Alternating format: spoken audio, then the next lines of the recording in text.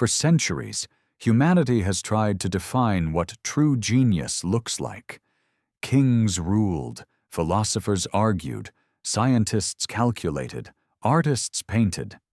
But none of them seemed to contain the full range of human potential in a single life.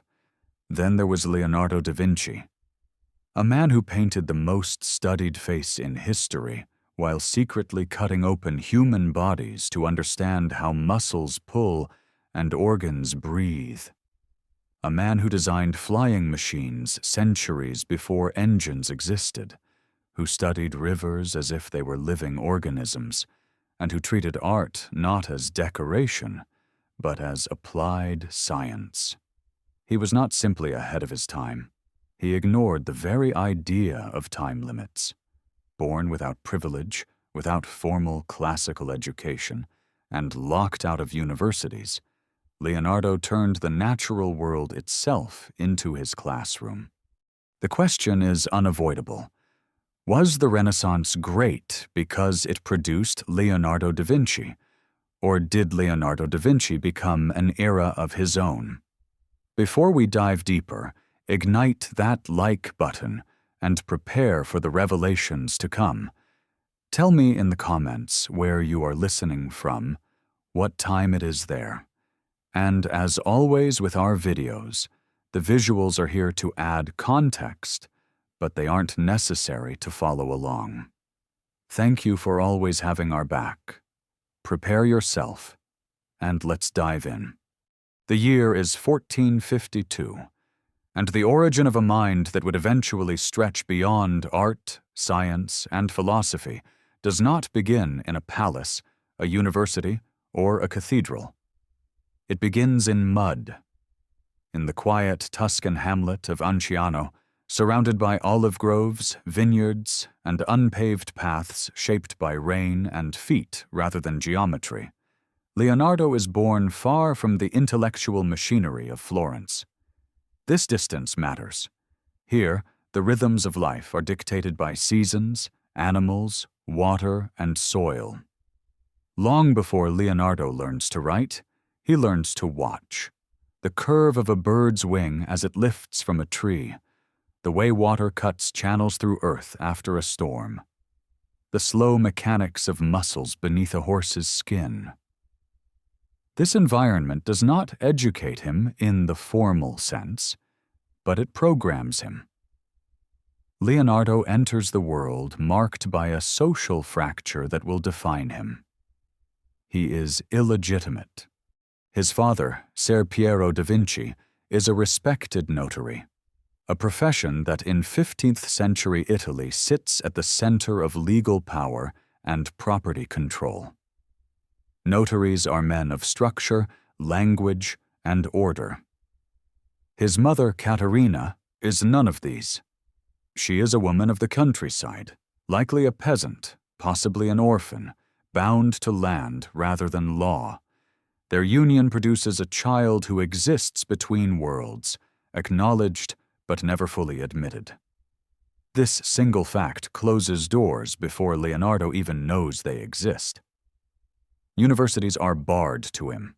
Latin, the language of scholarship, remains largely inaccessible.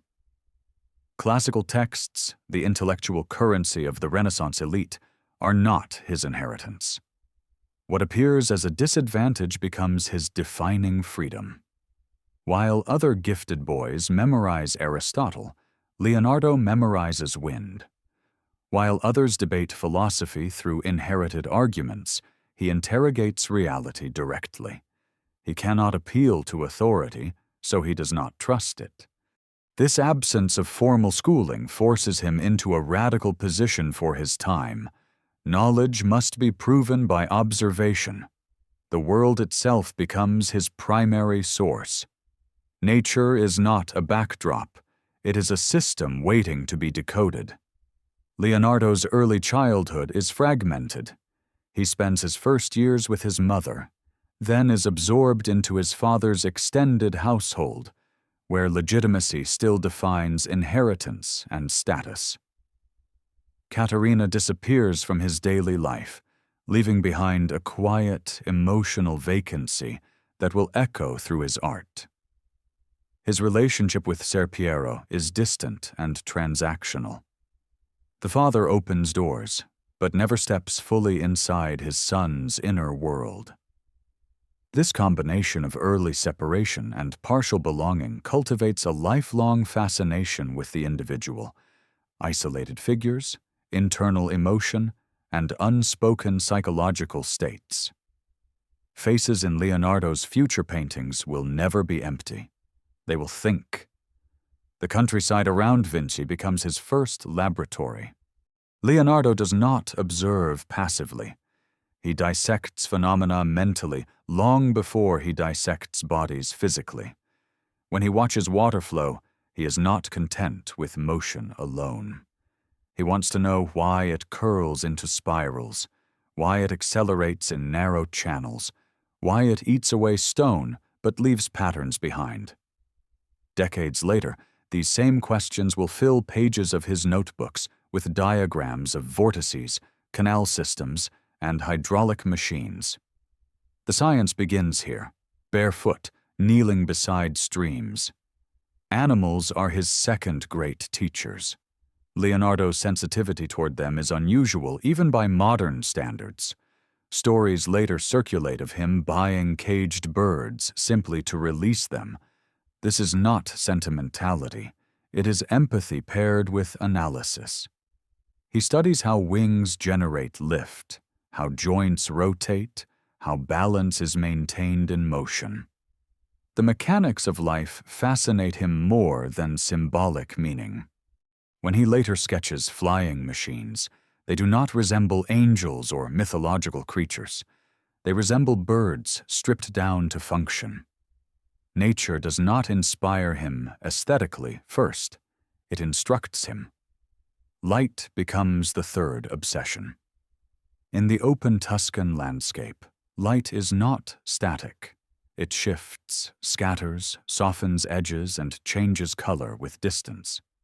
Leonardo notices that mountains appear bluer the farther away they are, not because they are blue, but because air itself intervenes between the eye and the object. This realization will later evolve into atmospheric perspective and the technique known as Sfumato, where edges dissolve and forms breathe. But at this stage, it is simply curiosity. Why does vision lie?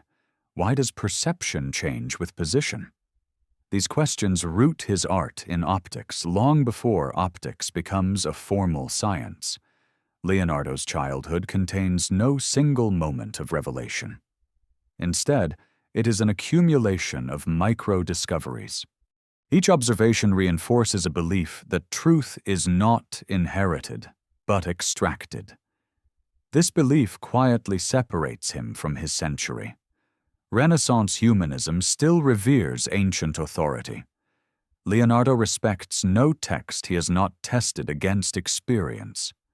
The past may offer clues, but nature holds answers. When Ser Piero eventually recognizes his son's talent for drawing, it is not framed as genius, but as usefulness. Art is a trade, a skill, a means of employment. Around the age of 14, Leonardo is sent to Florence, the beating heart of Renaissance innovation. The transition is violent. He moves from hills and silence into stone, crowds, and ambition. Florence is a city where competition fuels creation and failure is public. But Leonardo arrives already armed with something most apprentices lack: a mind trained to observe systems rather than surfaces. His placement in the workshop of Andrea del Verrocchio marks the end of his rural isolation and the beginning of disciplined experimentation. Verrocchio's workshop is not a painter's studio in the narrow sense. It is a production facility for ideas. Painting, sculpture, metal casting, mechanics, chemistry, and design coexist under one roof. Apprentices grind pigments, study anatomy, build machines, and assist in bronze casting. This environment validates Leonardo's instincts. Art here is not decorative, it is engineered. For the first time, Leonardo gains tools that allow him to formalize what he has been intuitively practicing for years. He learns how materials behave, how geometry structures space, how weight, tension, and balance interact. His rural observations find mechanical language. The boy who studied water currents now studies force. The child who watched birds now studies leverage and rotation. Nothing feels separate. Everything connects. Leonardo does not abandon nature when he enters Florence. He brings it with him, embeds it into technique, and expands it through discipline. Where others imitate models, he interrogates them. Where others repeat formulas, he searches for causes. His slow pace, often criticized later in life, is already present. He does not rush because rushing prevents understanding. Completion matters less than comprehension. By the end of his apprenticeship years, something irreversible has occurred. Leonardo is no longer simply an artist in training. He is forming a world view in which painting, engineering, biology, and physics are expressions of the same underlying order. This conviction will isolate him, frustrate patrons, and leave projects unfinished. But it will also make him incomparable. Before Leonardo da Vinci becomes a name that echoes across centuries, he is first a child without access, a teenager without patience for authority, and an observer who refuses to accept appearances as truth. The genius does not arrive fully formed. It is constructed slowly from dirt, water, animals, and light. Florence does not reward hesitation, and Leonardo quickly discovers that talent alone is not enough to secure position or peace. The city runs on commissions, deadlines, and reputation, all enforced through guilds that treat art as regulated labor rather than intellectual inquiry. Leonardo enters this world already misaligned. His mind works ahead of his hands, and his curiosity constantly pulls him away from completion toward investigation. Yet when opportunity appears, the results are unsettlingly powerful. One of the earliest episodes revealing his emerging approach comes from an object meant to be ordinary, a round wooden shield delivered by a peasant intended for a simple decorative image. Instead of providing a pleasant emblem, Leonardo turns the shield into an experiment in fear. He chooses Medusa, the mythological figure whose gaze turns men to stone, but rejects the traditional idealized monster. To construct her face, he studies reptiles, insects, bats, and snakes, observing their textures, jaws, eyes, and movements. He combines them into a single biological nightmare. The result is not symbolic horror, but visceral realism. When the finished shield is revealed, it produces shock rather than admiration. The illusion is so convincing it feels alive. Leonardo has proven something essential to himself. Emotion can be engineered through observation. Beauty is not limited to harmony. Truth, even when grotesque, has power. This principle follows him into collaborative work. In the workshop of Verrocchio, the division of labor allows apprentices to paint secondary figures, while the master oversees the whole. In a large panel depicting the baptism of Christ, Leonardo is assigned an angel and part of the background. The difference between his contribution and the rest of the painting is immediately visible. His angel is softer, psychologically present, and bathed in light that seems to dissolve form rather than outline it. The face is not rigid or iconic. It thinks. The landscape behind it recedes into atmospheric depth, shifting in color and clarity the farther it moves from the viewer. The contrast is so stark that later biographers exaggerate the effect into legend, claiming Verrocchio abandoned painting entirely after seeing it. Whether true or not, the message is clear. Leonardo has crossed a threshold. By 1472, Leonardo is accepted into the Painters' Guild of Florence, officially recognized as an independent master. This status should provide stability, but instead it amplifies tension. The guild enforces expectations that clash with Leonardo's working method.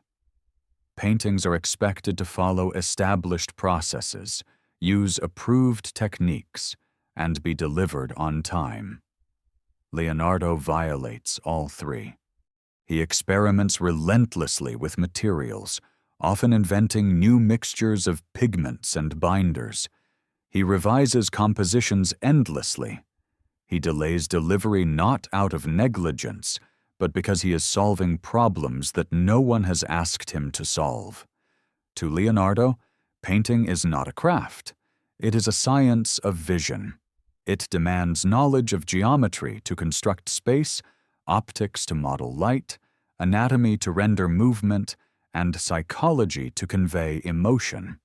Most of his peers accept inherited formulas for perspective and proportion.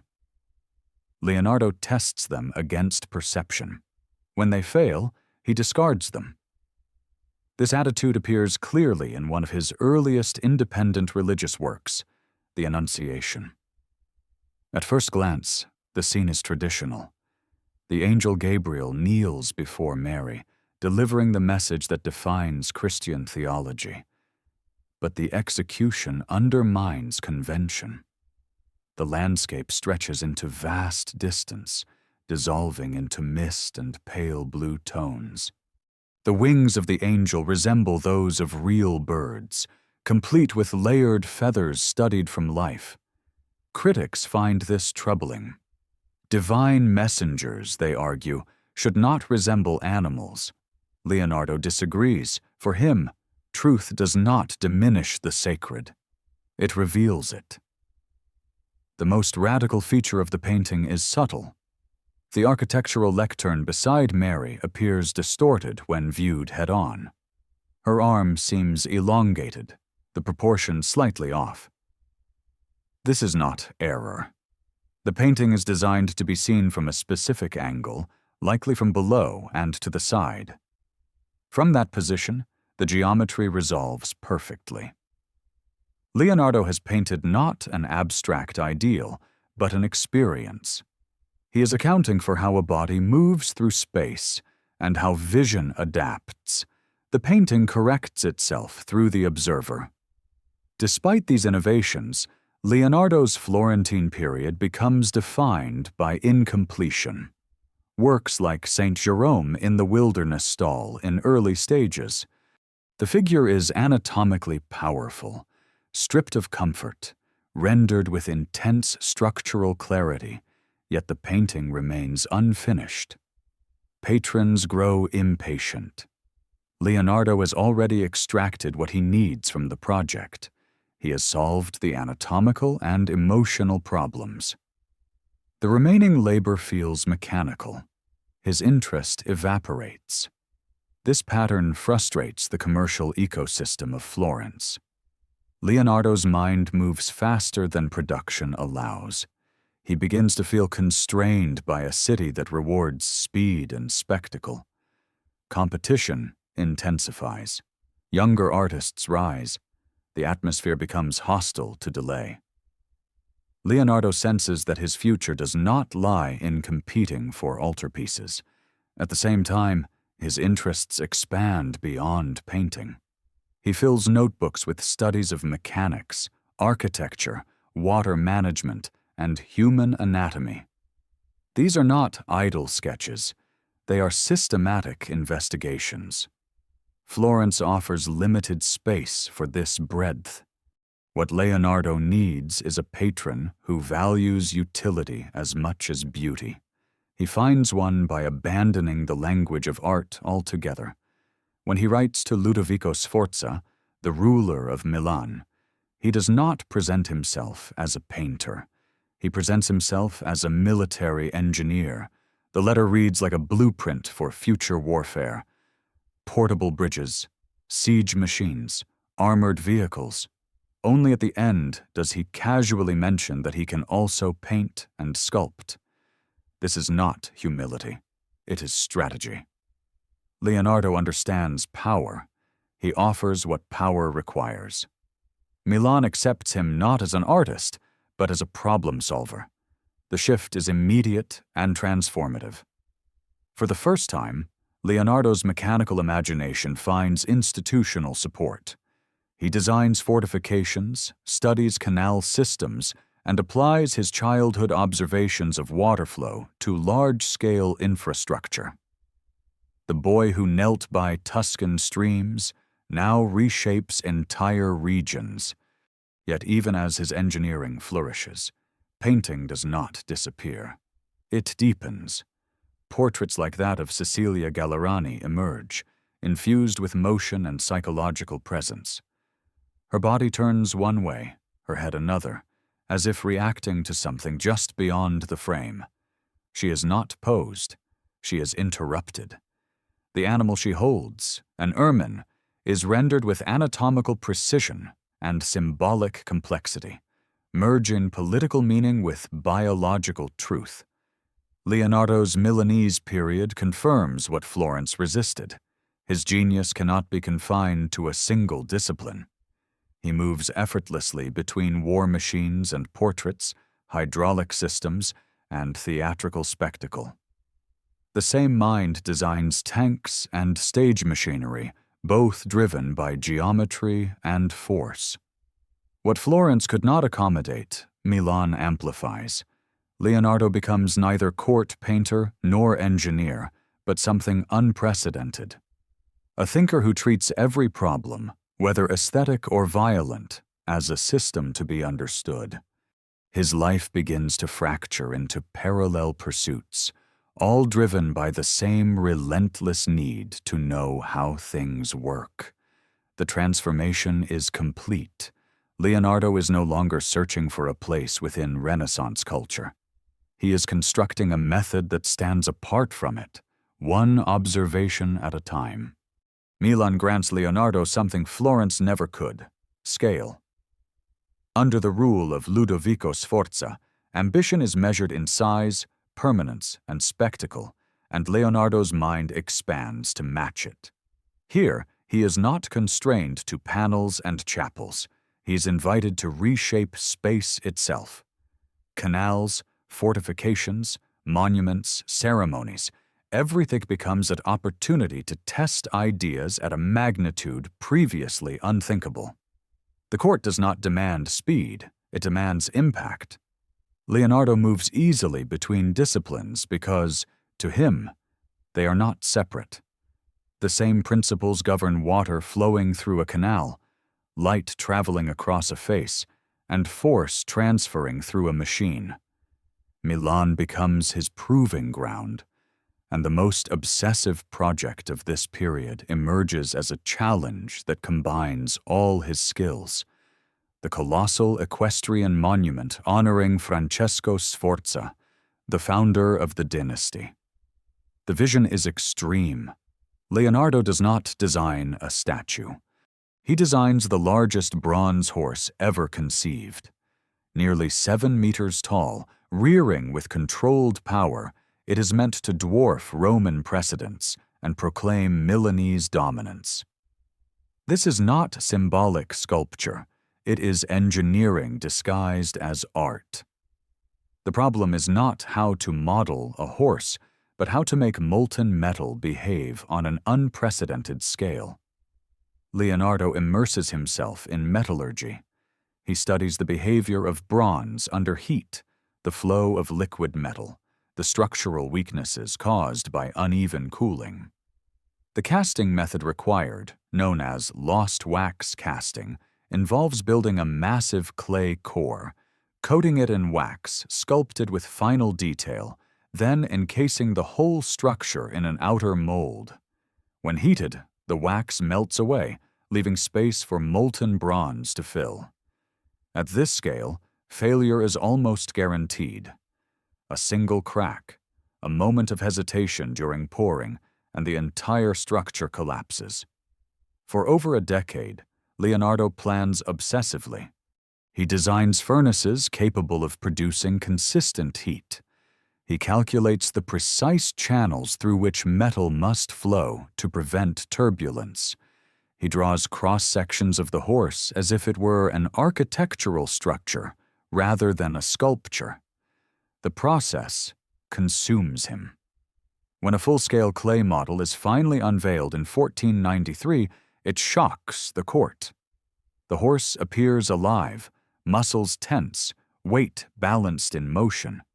It is a triumph of form and anticipation. But the bronze never comes. Political reality intrudes. War drains resources. The metal reserved for the statue is diverted to cannons. When French forces invade Milan in 1499, the clay model is left exposed. Soldiers use it for target practice, reducing a decade of labor to rubble. The destruction is not just physical. It confirms Leonardo's growing awareness that art, no matter how ambitious, is fragile when confronted by power. This collapse pushes Leonardo inward. As public commissions become unreliable, he turns toward work that requires no patron and leaves no immediate trace. Human anatomy becomes his most dangerous and intimate obsession. At a time when dissection is morally condemned and legally restricted, Leonardo pursues the interior of the human body with relentless precision. He does not rely on second-hand descriptions. He cuts. Working in hospitals and morgues under secrecy, often at night, he dissects dozens of corpses. The conditions are brutal. There is no preservation. Tissue decays rapidly. The stench is overwhelming. Yet he persists, drawing what he sees with surgical clarity. Bones, muscles, tendons, organs, all rendered not as static objects, but as functional systems. Leonardo approaches anatomy like a mechanical problem. Muscles are cables. Bones are levers. Joints are hinges. He maps how force travels through the body during motion. He is the first to accurately depict the curvature of the spine, the structure of the pelvis, and the layered complexity of the skull. His drawings of musculature peel back layers logically, revealing how surface form emerges from internal structure. His work on the heart is revolutionary. By injecting molten wax into cardiac chambers, he creates three-dimensional casts that allow him to study shape and flow. He begins to understand that the heart functions as a pump rather than a furnace, contradicting ancient authorities. He observes the role of valves, the direction of blood movement, the spiral motion of fluid within vessels. These insights will not be published in his lifetime. They remain locked in notebooks, centuries ahead of medicine. Leonardo's anatomical studies are not separate from his art. They inform it completely. Every painted figure now carries internal logic. Muscles contract naturally. Weight shifts realistically. Emotion is grounded in physiology. Faces express thought not through exaggeration, but through subtle muscular tension. The body, once understood, becomes a vehicle for psychological truth. This same analytical lens reshapes his approach to religious narrative. When Leonardo paints the Last Supper, he does not focus on sacred symbolism alone. He isolates a precise psychological moment, the instant after Christ announces betrayal. The apostles react not as icons, but as men. Shock, anger, denial, fear, all unfold in coordinated waves. Leonardo groups the figures mathematically, creating order within chaos. Christ remains still, framed by light and geometry, the calm center of emotional turbulence. The technical choice behind the mural reveals Leonardo's persistent refusal to submit to tradition. Instead of fresco, which demands speed, he experiments with oil and tempera on a sealed wall. The result allows him to work slowly, refining expressions and transitions. The cost is catastrophic. The paint begins to deteriorate almost immediately. Within decades, the image starts to dissolve. Yet even in decay, the structure holds. Perspective aligns perfectly with the refectory. The table extends into the real space of the room. The viewer is absorbed into the scene. The painting becomes an experiment in perception, not permanence. Leonardo seems increasingly unconcerned with durability. What matters is understanding, not survival. As Milan collapses politically, Leonardo moves again. He carries with him his notebooks, filled with diagrams of flying machines, hydraulic systems, geological observations, and optical studies. These pages reveal a mind unconstrained by discipline or morality. He designs weapons and theaters, studies fossils and facial expressions, all with equal intensity. One striking line of inquiry emerges from his geological studies. Leonardo notices marine fossils embedded in mountain rock. Rather than accepting the biblical explanation of a single flood, he reasons through stratification and erosion. Shells appear in layers, undisturbed, suggesting long periods underwater. He concludes that the Earth has undergone vast transformations over immense time spans. This quiet rejection of scriptural chronology places him among the earliest thinkers to infer deep geological time. Throughout these years, Leonardo's belief solidifies. Nature operates through consistent laws. Art succeeds when it aligns with them. Religion, politics, and tradition are secondary. Observation is supreme. By the end of this phase, Leonardo is no longer merely ahead of his time. He exists outside it. His projects fail materially, but succeed intellectually. He leaves behind no school, no doctrine, only a method. Look, test, draw, repeat. The Renaissance may celebrate him as an artist, but Leonardo himself has become something else entirely. A system of inquiry embodied in one restless human mind. When Milan collapses under foreign invasion, Leonardo does not lose his direction. He loses his anchor. Patronage vanishes overnight, courts scatter, and stability becomes an illusion. What remains constant is his need to work. Carrying his notebooks like internal organs removed from the body of a fallen state, Leonardo drifts through Italy, offering his intellect where power demands it. This period is not defined by masterpieces, but by application. Knowledge becomes currency. Venice is the first stop. The city fears Ottoman naval attack, and Leonardo proposes defensive systems designed to turn water itself into a barrier. He sketches movable dams, underwater obstacles, and mechanisms meant to flood enemy positions. Nothing is built. Venice listens, records, and moves on. Leonardo does the same. He understands something crucial. Rulers value ideas in proportion to immediate threat. When danger fades, so does interest. The next employer embodies danger itself. Cesare Borgia, son of Pope Alexander VI, is ruthless, brilliant, and uninterested in moral justification. His campaign to carve out a personal empire across central Italy requires precision, speed, and control. Leonardo is appointed chief military engineer and cartographer, a role that places him directly inside the machinery of conquest. The appointment is brief but intense.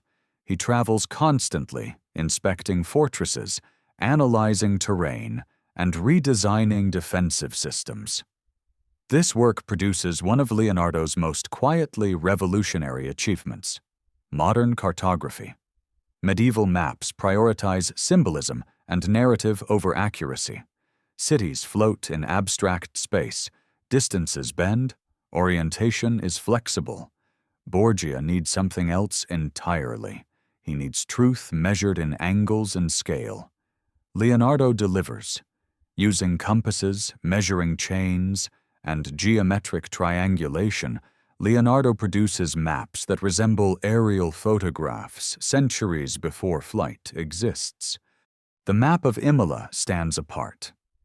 The city is rendered from directly above, streets and walls laid out with mathematical precision. Surrounding terrain is included not as decoration, but as strategic context.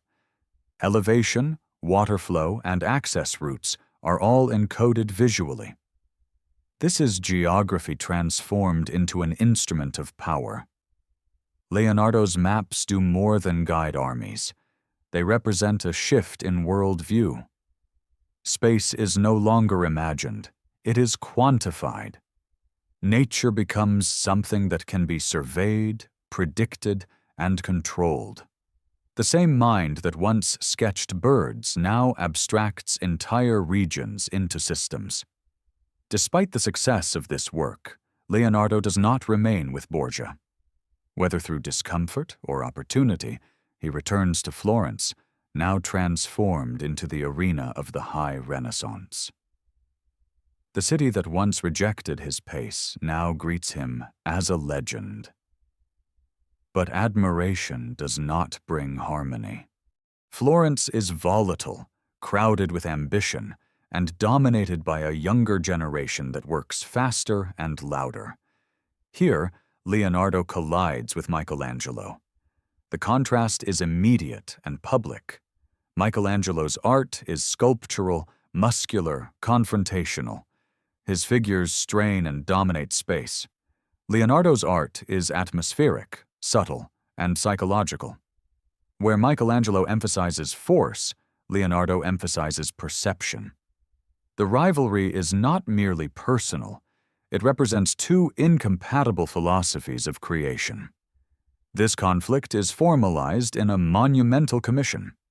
Both artists are tasked with decorating opposing walls of the Florentine council chamber with scenes of military victory.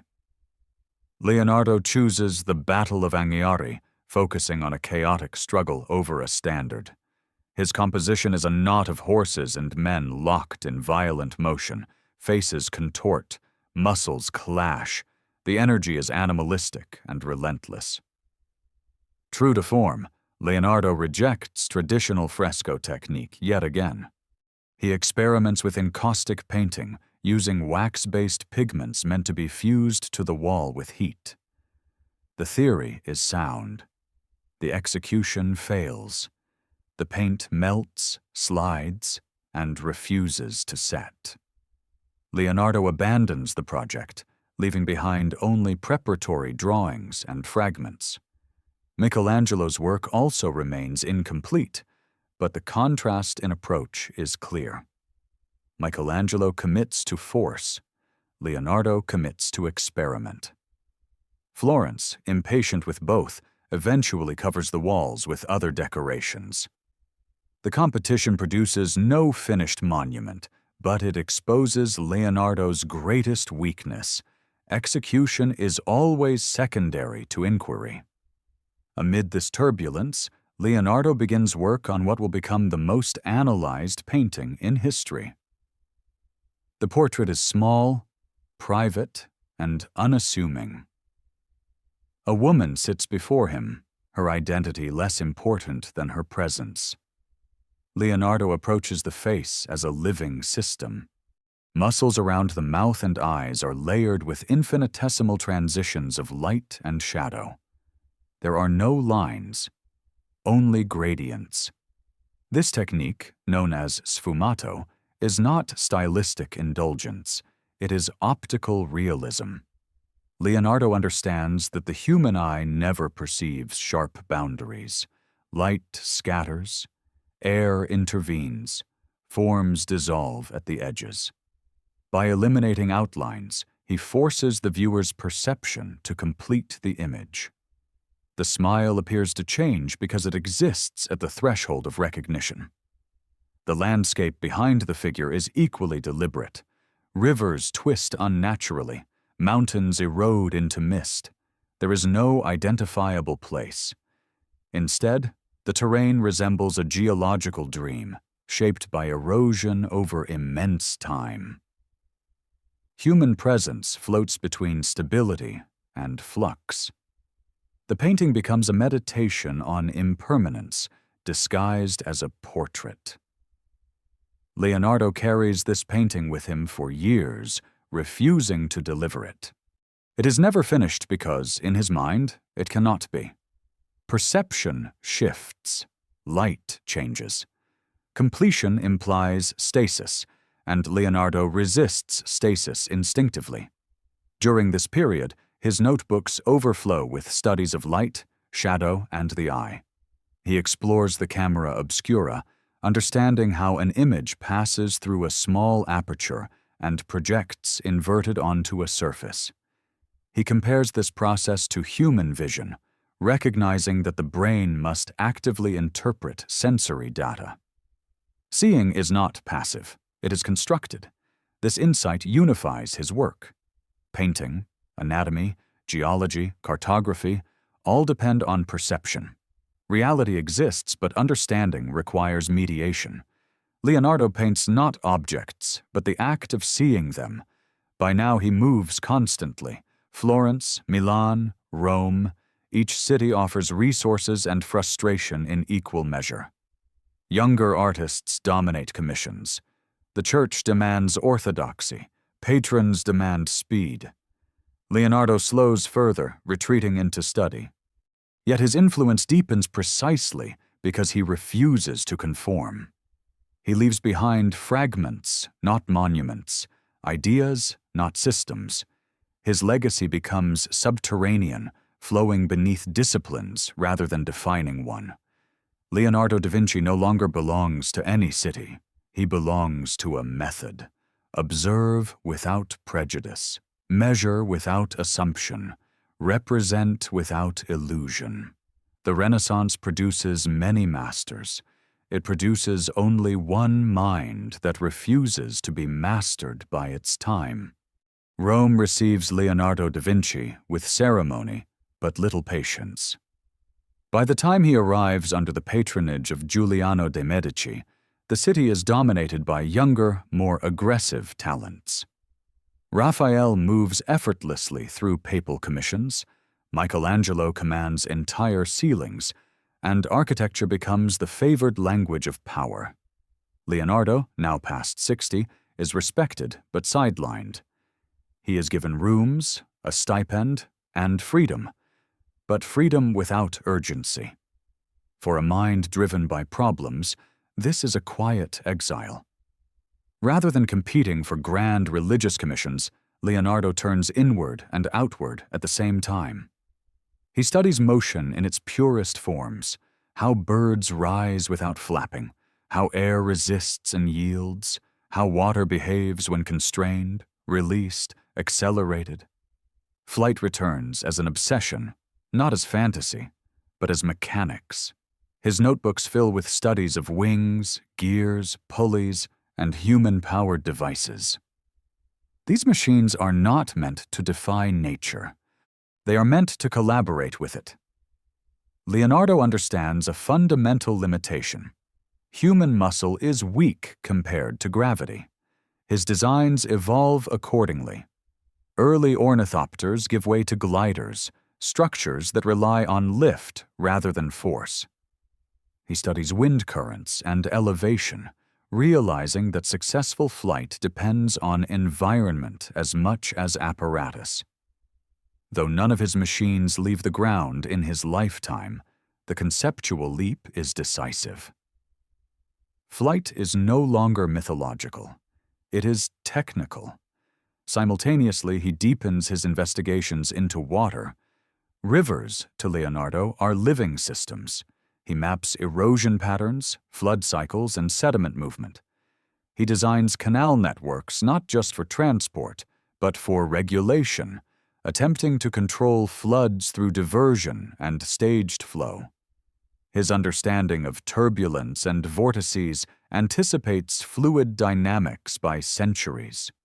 He draws water like hair, curling and interlacing, revealing hidden order beneath apparent chaos. Rome, however, offers limited opportunity to apply these insights. Church officials are wary of his dissections and indifferent to his machines. Leonardo senses the shift. His age places him outside the future of Italian art. When a new invitation arrives from beyond the Alps, he accepts without hesitation. France welcomes him not as a competitor, but as a treasure. King Francis I invites Leonardo to live at Clos Lucé, near the royal court, granting him generous support and unprecedented respect. Here, Leonardo is not required to produce. He is asked to think, to advise, to embody knowledge. This final chapter is quieter, but no less significant. Leonardo brings with him his notebooks and several paintings, including the portrait he has refined for decades. In France, he becomes a bridge between Renaissance Italy and emerging modern Europe. He discusses architecture, urban planning, and engineering with the king. He designs festivals and mechanical spectacles. His influence becomes diffuse, embedded in conversation rather than contracts. Physically, Leonardo declines. A stroke weakens his right side, forcing him to draw and write with his left hand exclusively. Yet his mind remains sharp. He continues to revise his notes, organizing observations into treatises he never finishes. Anatomy, painting, mechanics, geology, all remain open-ended. He is not compiling conclusions. He is refining questions. One recurring theme dominates his late reflections: the unity of knowledge. Leonardo rejects the separation of disciplines entirely. Painting is superior, he argues, because it synthesizes geometry, optics, and experience into immediate understanding. A drawing communicates what words cannot. This belief drives his lifelong habit of explaining systems visually. Diagrams accompany every insight. Images do the thinking. His anatomical work, still unpublished, remains his most radical contribution. The drawings are so precise that centuries later they astonish surgeons. Muscles are layered logically. Organs are positioned accurately. The fetus in the womb is rendered with an understanding unmatched until modern imaging. Leonardo does not sentimentalize the body. He respects it as a machine refined by nature. Geology continues to occupy his thoughts. He writes about fossils embedded in stone, arguing methodically against the idea of a single biblical flood. Mountains, he reasons, are shaped by time, not catastrophe. Rivers carve valleys slowly. Earth changes through accumulation, not miracle. This vision of deep time places him far beyond his contemporaries, quietly undermining theological chronology without confrontation. As his strength fades, Leonardo reflects on impermanence. He understands that many of his projects will never be completed, many of his ideas never realized. This does not trouble him. Completion has never been the goal. Understanding has. His notebooks are not failures. They are maps of inquiry. When Leonardo dies in 1519, he leaves no manifesto, no school, no finished system. What he leaves is method. Observe relentlessly. Test assumptions. Let nature speak before authority. Use drawing as a tool of thought. Accept that knowledge is provisional. His legacy spreads unevenly. Artists borrow his techniques without his discipline. Scientists rediscover his insights centuries later, astonished by their accuracy. Engineers glimpse his machines and recognize familiar principles. Leonardo belongs fully to none of them because he anticipated all of them. He was not the greatest genius because he mastered many fields. He was the greatest because he refused to recognize boundaries between them. His life demonstrates that curiosity, when unrestrained, becomes a force capable of outpacing institutions, traditions, and even time itself. Leonardo da Vinci did not leave answers behind. He left a way of seeing, and that may be the most enduring invention of all. With age comes distance, and for Leonardo da Vinci, distance sharpens rather than dulls perception. In France, removed from the competitive pressure of Italian city-states, he begins to see his own life as a continuous experiment rather than a sequence of achievements. The absence of deadlines frees him to examine patterns that had always existed beneath his work. Motion, transformation, decay, and balance emerge as recurring principles. Everything changes, but nothing does so randomly. Leonardo's attention increasingly turns towards the mechanics of nature at its most fundamental level. He studies how forces propagate through systems. A falling rock, a collapsing bank of soil, the ripple caused by a single drop of water. Each becomes evidence of invisible rules. His notebooks grow denser, filled with interlocking diagrams that resemble modern systems theory more than Renaissance sketching. Cause leads to effect, effect generates feedback, and feedback reshapes cause. One area where this thinking intensifies is the study of movement in living beings. Leonardo returns again and again to the human body, not to dissect it physically, but to understand it dynamically. He analyzes walking, lifting, twisting, and falling. Each action is broken into phases, balance shifts, muscles contract in sequence, energy transfers across joints. The body becomes a living equation. This focus transforms his approach to expression. Emotion, he concludes, is not abstract.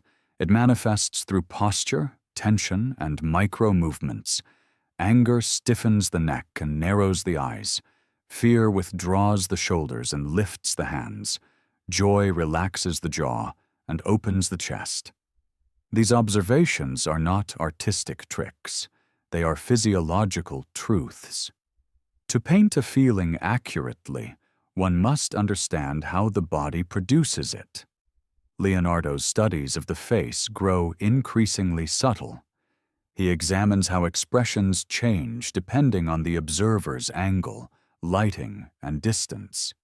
A smile viewed directly differs from one seen peripherally. Shadows shift perception. This explains why his portraits seem alive. They are designed to respond to the viewer's movement. The image is not fixed, the interaction is. At the same time, Leonardo's fascination with water deepens into something approaching obsession. He compares rivers to veins, streams to capillaries, and seas to the heart of the planet. He writes that water is the driving force of nature, the agent of erosion, fertility, and destruction. His drawings depict floods tearing through valleys, whirlpools forming from opposing currents, and sediment settling in predictable layers. These are not illustrations, they are arguments. Leonardo understands that landscapes are not static. Mountains rise and fall, shorelines migrate. Rivers rewrite maps over centuries. His insights anticipate geology as a science, centuries before it exists as a discipline. Where others see divine punishment or mythic catastrophe, Leonardo sees process. Time replaces miracle. This understanding feeds directly into his vision of human civilization. Cities, like landscapes, obey laws. Poor planning invites collapse. Ignorance of water leads to disease and destruction. Leonardo sketches ideal cities with layered infrastructure, separating waste from living spaces, controlling airflow, and regulating water supply. These designs are not utopian fantasies. They are practical responses to observed problems. Leonardo's belief in observation as the highest authority hardens during these years. He grows openly critical of scholars who repeat ancient texts without verification. He writes that experience never errs. Only judgment does. This is not arrogance. It is method. Experience, when carefully recorded and tested, reveals patterns inaccessible to tradition. His writing style reflects this conviction. He writes in fragments, revising constantly, circling back to ideas with new evidence. He writes backward, from right to left, not as secrecy, but as habit. The notebooks are working documents, not intended for publication. They are tools for thinking. Despite his isolation, Leonardo's influence spreads quietly. Younger engineers study his machines. Artists imitate his techniques without fully understanding their foundation. Patrons consult him on problems unrelated to art. His presence becomes advisory rather than productive. But his authority grows. Leonardo is aware that much of his work will remain incomplete. This does not distress him. He views incompletion as honesty. To declare a subject finished would imply total understanding, something he never claims. Each discovery opens new questions. Each answer destabilizes certainty. As his health declines, he organizes his notebooks loosely, attempting to group studies by theme. Anatomy here, water there. Optics, mechanics, geology. But the divisions never hold. Lines blur. Diagrams bleed into one another. This chaos is not failure. It reflects reality as he perceives it, interconnected and resistant to classification. Leonardo's final years are marked by contemplation rather than production. He watches nature more than he manipulates it. He observes weather patterns, cloud formations, and the way light diffuses through fog. He seems increasingly aware that understanding does not require intervention. Observation itself is participation. When he speaks of death, he does so without fear. Life, to Leonardo, is transformation. Matter changes state. Forms dissolve and reassemble. Nothing truly ends. This view aligns with his lifelong rejection of absolutes. Nature moves continuously. So does knowledge. Leonardo da Vinci does not attempt to summarize his life. He leaves no final statement.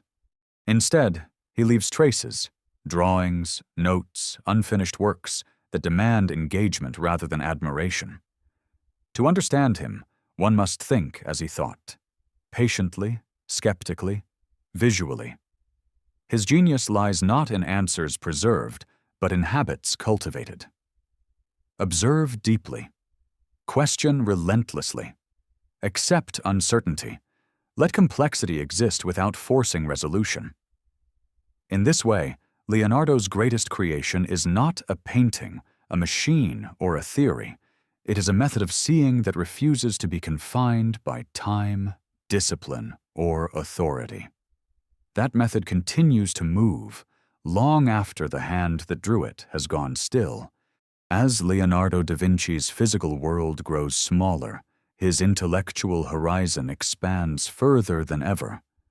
Confined increasingly by age and frailty, he compensates by traveling inward, tracing connections between ideas that once appeared separate. What emerges is a philosophy not written as doctrine, but embedded in observation. Nature, for Leonardo, is not a collection of objects. It is a continuous process governed by proportion, motion, and cause. One of the strongest threads binding his late thinking is proportion. From the human body to the flow of rivers, Leonardo searches for recurring ratios. He believes that harmony arises when forces balance, not when forms are symmetrical. This belief challenges classical ideals inherited from antiquity. Perfect symmetry, he notes, is rare in living systems. Variation is not error. It is adaptation. His anatomical studies return repeatedly to this theme. No two bodies are identical. Bones vary slightly in length. Muscles develop unevenly. Even faces, when mirrored, reveal subtle asymmetries. Leonardo concludes that realism depends on respecting irregularity. Idealization flattens truth. This insight reshapes portraiture forever, encouraging artists to depict individuality rather than archetype. Leonardo extends this thinking to architecture. Buildings, he argues, must respond to environment rather than impose abstract order. Climate, light, and wind determine form. He sketches structures with adjustable elements, anticipating modern adaptive design. These ideas remain theoretical, but they reveal a mind attuned to interaction rather than dominance. Light continues to occupy him. He studies how illumination affects perception over time, noting that the same object appears different at dawn, noon, and dusk. Color shifts with atmosphere. Edges soften or sharpen depending on humidity and distance. Leonardo writes that painters must understand air as much as pigment. Without air, form cannot exist visually. This attention to atmosphere explains the emotional ambiguity of his paintings. Expressions never resolve fully because perception itself is unstable. What the eye sees depends on context. Leonardo embraces this instability. He designs images that resist closure, forcing the viewer to engage actively. Meaning becomes participatory. Leonardo's reflections on sound mirror his thoughts on light. He studies vibration, echo, and resonance. He observes how sound weakens with distance, how enclosed spaces alter tone, and how materials absorb or reflect waves. Music, to him, is geometry made audible. This understanding drives his mechanical designs for instruments, including concepts that combine keyboards with sustained string vibration. Though rarely built, these designs demonstrate his desire to translate physical laws across sensory domains. His writings also reveal a growing ethical dimension.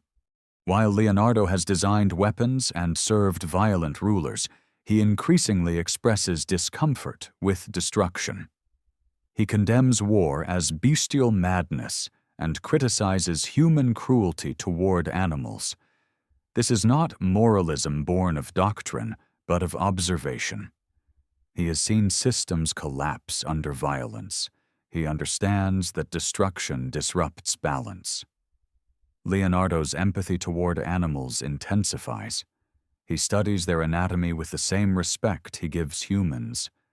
He notes similarities in skeletal structure and muscular arrangement, reinforcing his belief in a unified natural order. This perspective undermines human exceptionalism centuries before it becomes philosophically fashionable. In his notebooks, Leonardo begins to reflect on the limits of human knowledge. He acknowledges that perception is flawed and that instruments extend but also distort understanding. This humility distinguishes him from later scientific triumphalism. He does not seek mastery over nature, but alignment with it. Time becomes a recurring subject. Leonardo writes about aging, erosion, and decay as natural processes. He observes how materials degrade, how structures fail, how bodies weaken. Rather than resisting these changes, he documents them. Decay, he realizes, reveals structure just as growth does. A collapsing wall exposes its internal logic. This perspective influences his approach to unfinished work. He no longer apologizes for incompletion. Instead, he treats it as evidence of process. A sketch captures thought in motion. A finished painting freezes it. Leonardo increasingly prefers motion. His method of thinking remains intensely visual. Words are secondary. Diagrams dominate. Arrows indicate force. Curves trace flow. Cross-sections reveal hidden layers. These drawings are not meant to illustrate conclusions. They generate them. Drawing, for Leonardo, is thinking with the hand. As his body weakens, his writing slows, but his observations sharpen. He notices small things, the way dust settles in sunlight, the pattern of cracks in drying mud, the shifting geometry of clouds. These details are not trivial. They confirm universal principles at miniature scale. Leonardo's isolation in France provides a vantage point unavailable in his earlier years. Removed from competition, he no longer measures himself against contemporaries. Instead, he measures human understanding against nature itself. The comparison humbles him. He becomes increasingly aware that his notebooks may never be fully understood. They lack narrative structure. Ideas repeat, evolve, contradict. This does not concern him. Knowledge, he believes, is not linear, it spirals. Leonardo da Vinci's late intellectual life is not a retreat from creativity. It is its distillation. He strips away ambition, recognition, and urgency, leaving only inquiry. The result is a body of thought that feels strangely modern, skeptical, interdisciplinary, and open-ended. His genius does not lie in any single discovery. It lies in the refusal to stop discovering. Even as strength fades, curiosity remains intact. Observation continues until the end. In this persistence, Leonardo defines a new model of intelligence. Not the accumulation of facts, but the cultivation of attention.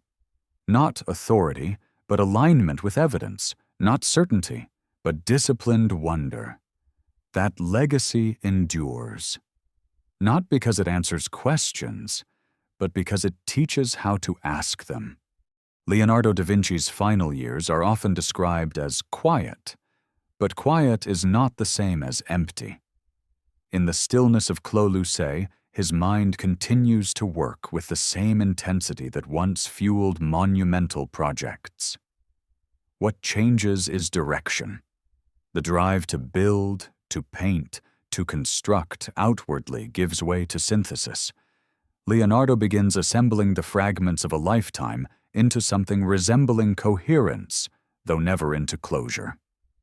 One of his dominant concerns becomes transmission. Knowledge, he believes, dies if it cannot be seen. Words decay, memory distorts, only visual understanding persists. This conviction explains his lifelong insistence that drawing surpasses writing as a vehicle of truth. A diagram shows relationships instantly. A sentence must be interpreted. Leonardo distrusts interpretation.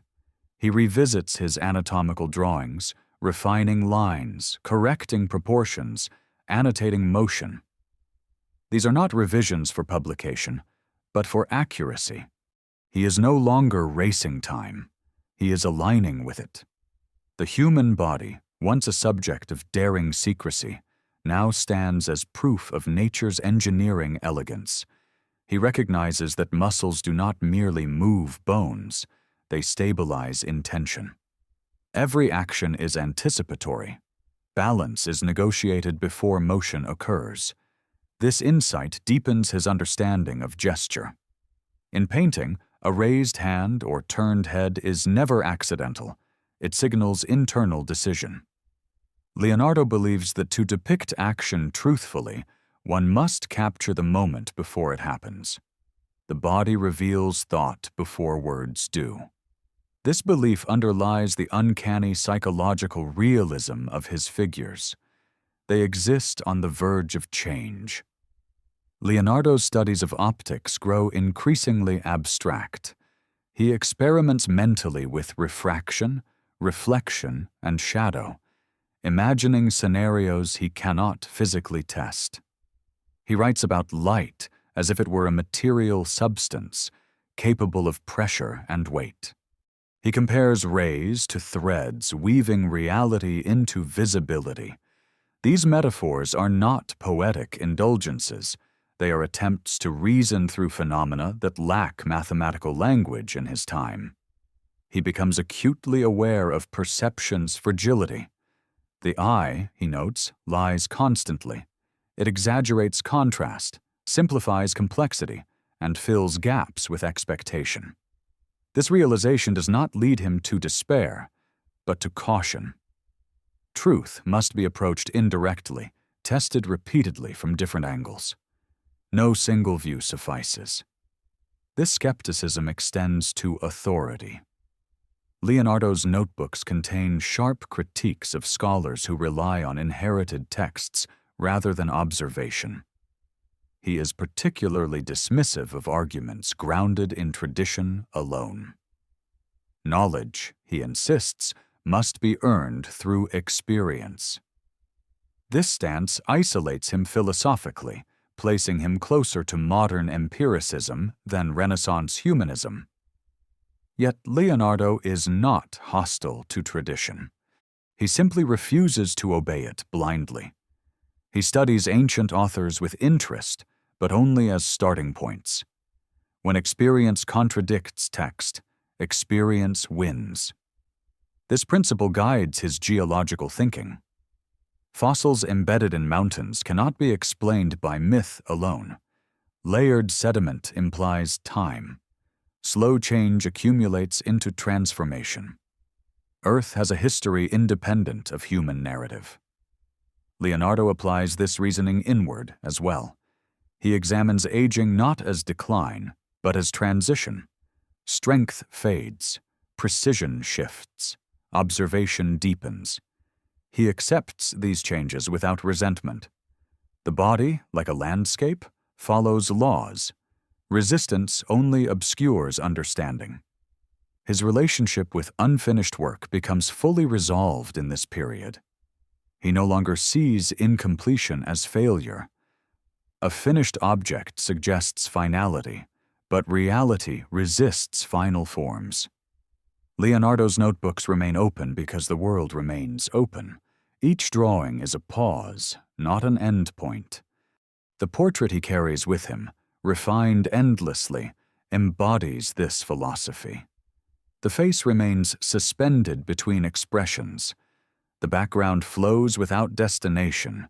The image refuses to settle.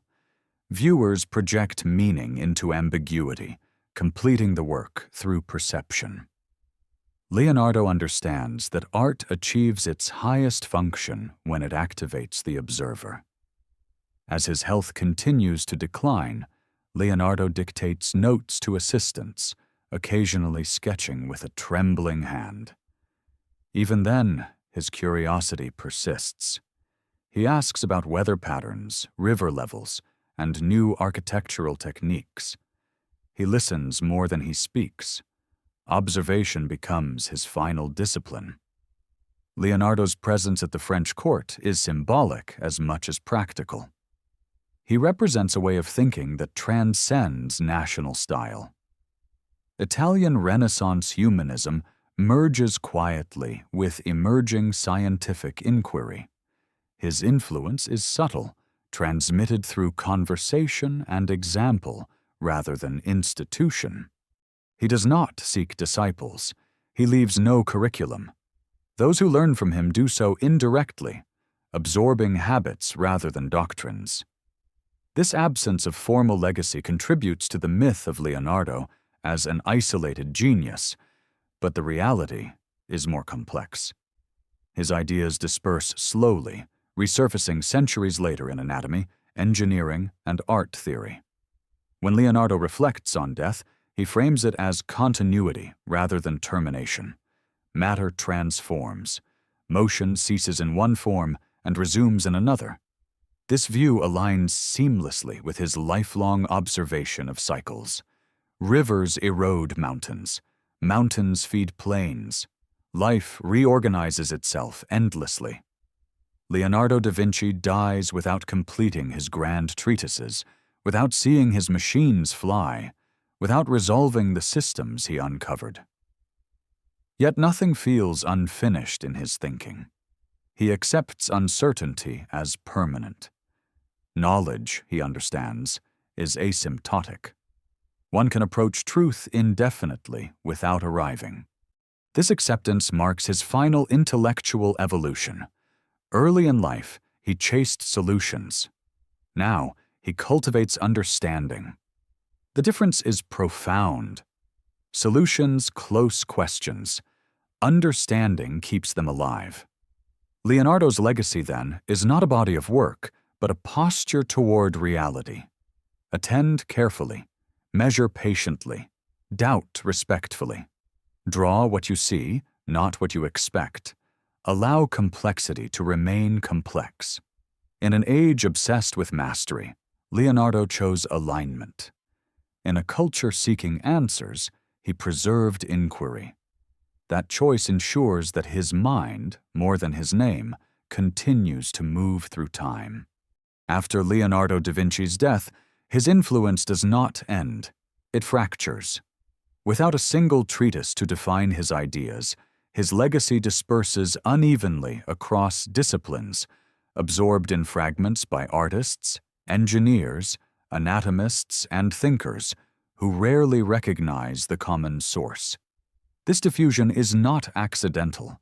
Leonardo's mind resists condensation.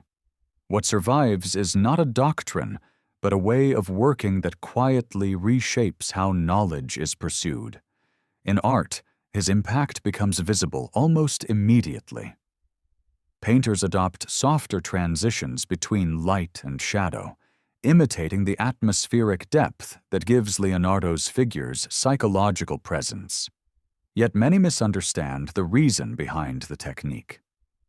Sfumato is copied as surface style rather than as optical principle. The effect remains, but the science behind it fades. Leonardo's realism is diluted into elegance. Anatomists encounter his drawings much later, often with disbelief. Muscles are rendered with structural clarity unmatched even by early modern medical texts. Bones align correctly. Organs are positioned with startling accuracy. These images challenge the authority of established anatomical manuals derived from animal dissection. When eventually rediscovered, Leonardo's studies force a reassessment of how early the modern understanding of the body could have begun. Engineers, too, encounter his work selectively. Designs for gears, pulleys, and hydraulic systems reveal mechanical insight far ahead of their time. Many machines remain impractical given the materials of the 15th century, but the principles are sound.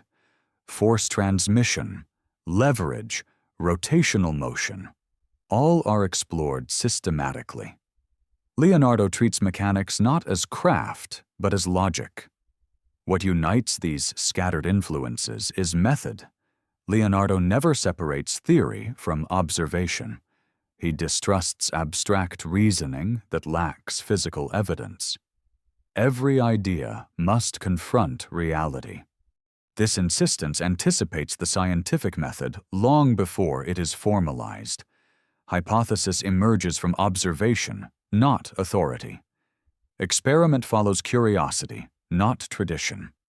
Leonardo's notebooks illustrate this vividly. Ideas repeat, evolve, contradict one another.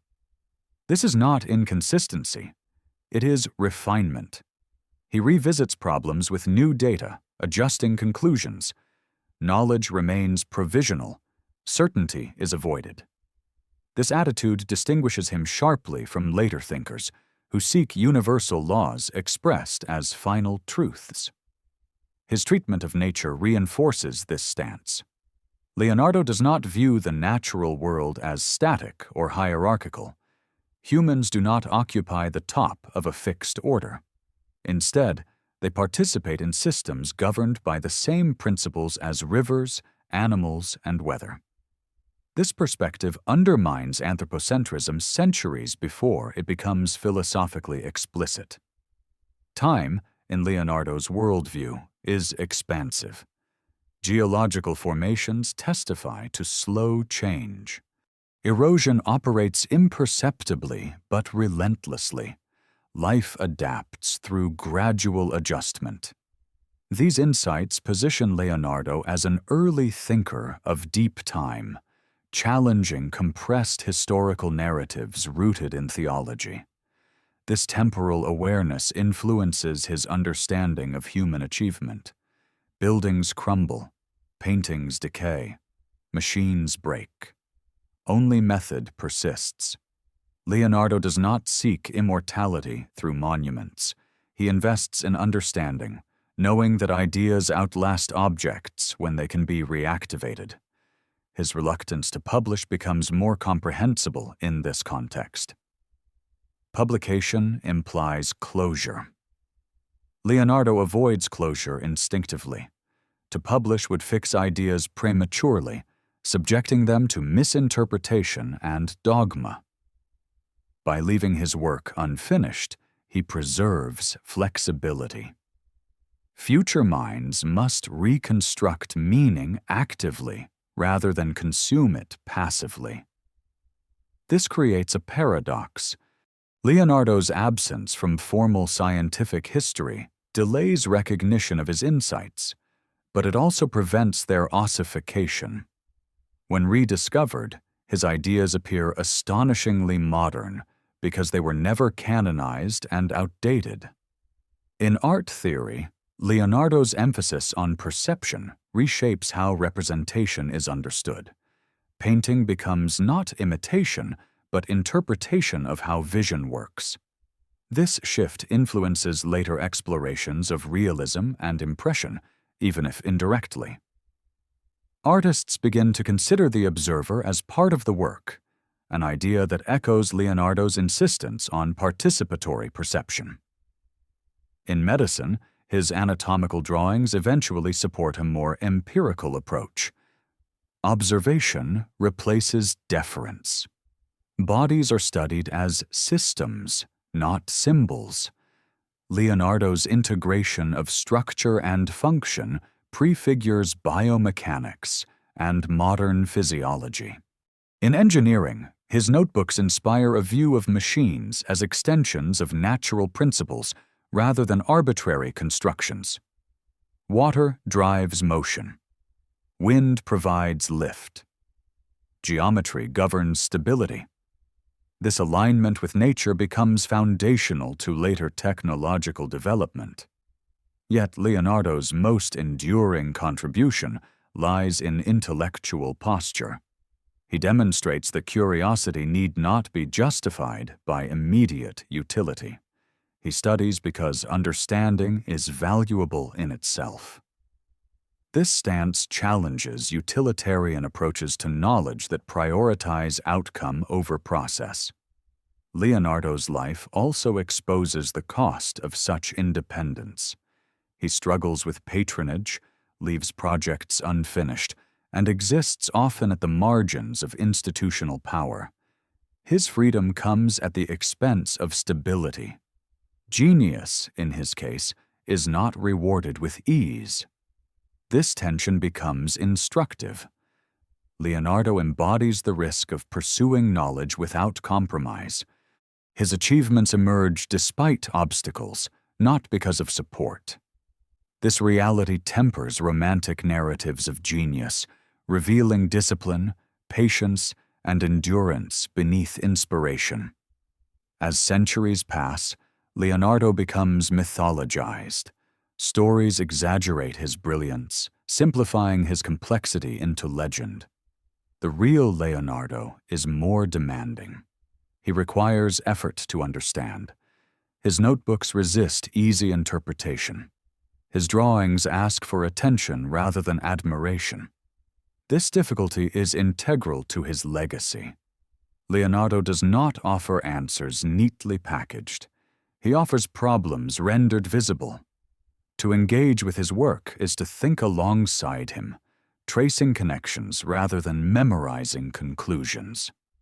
Modern science, art, and engineering converge unknowingly on principles Leonardo articulated intuitively. Interdisciplinarity, empiricism, visual reasoning, these are now celebrated ideals. Leonardo practiced them when they lacked names. His greatness, then, does not lie in being right about everything. He was wrong often. He revised constantly. What sets him apart is his refusal to stop questioning. He treats error as information, failure as data. Leonardo da Vinci remains relevant because he models a way of thinking adaptable to any era. Tools change, knowledge expands, curiosity remains. In a world increasingly divided into specialties, Leonardo stands as a reminder that understanding deepens when boundaries dissolve. His legacy survives not as a relic of the Renaissance, but as a living challenge to see more carefully, think more broadly, and accept uncertainty without fear.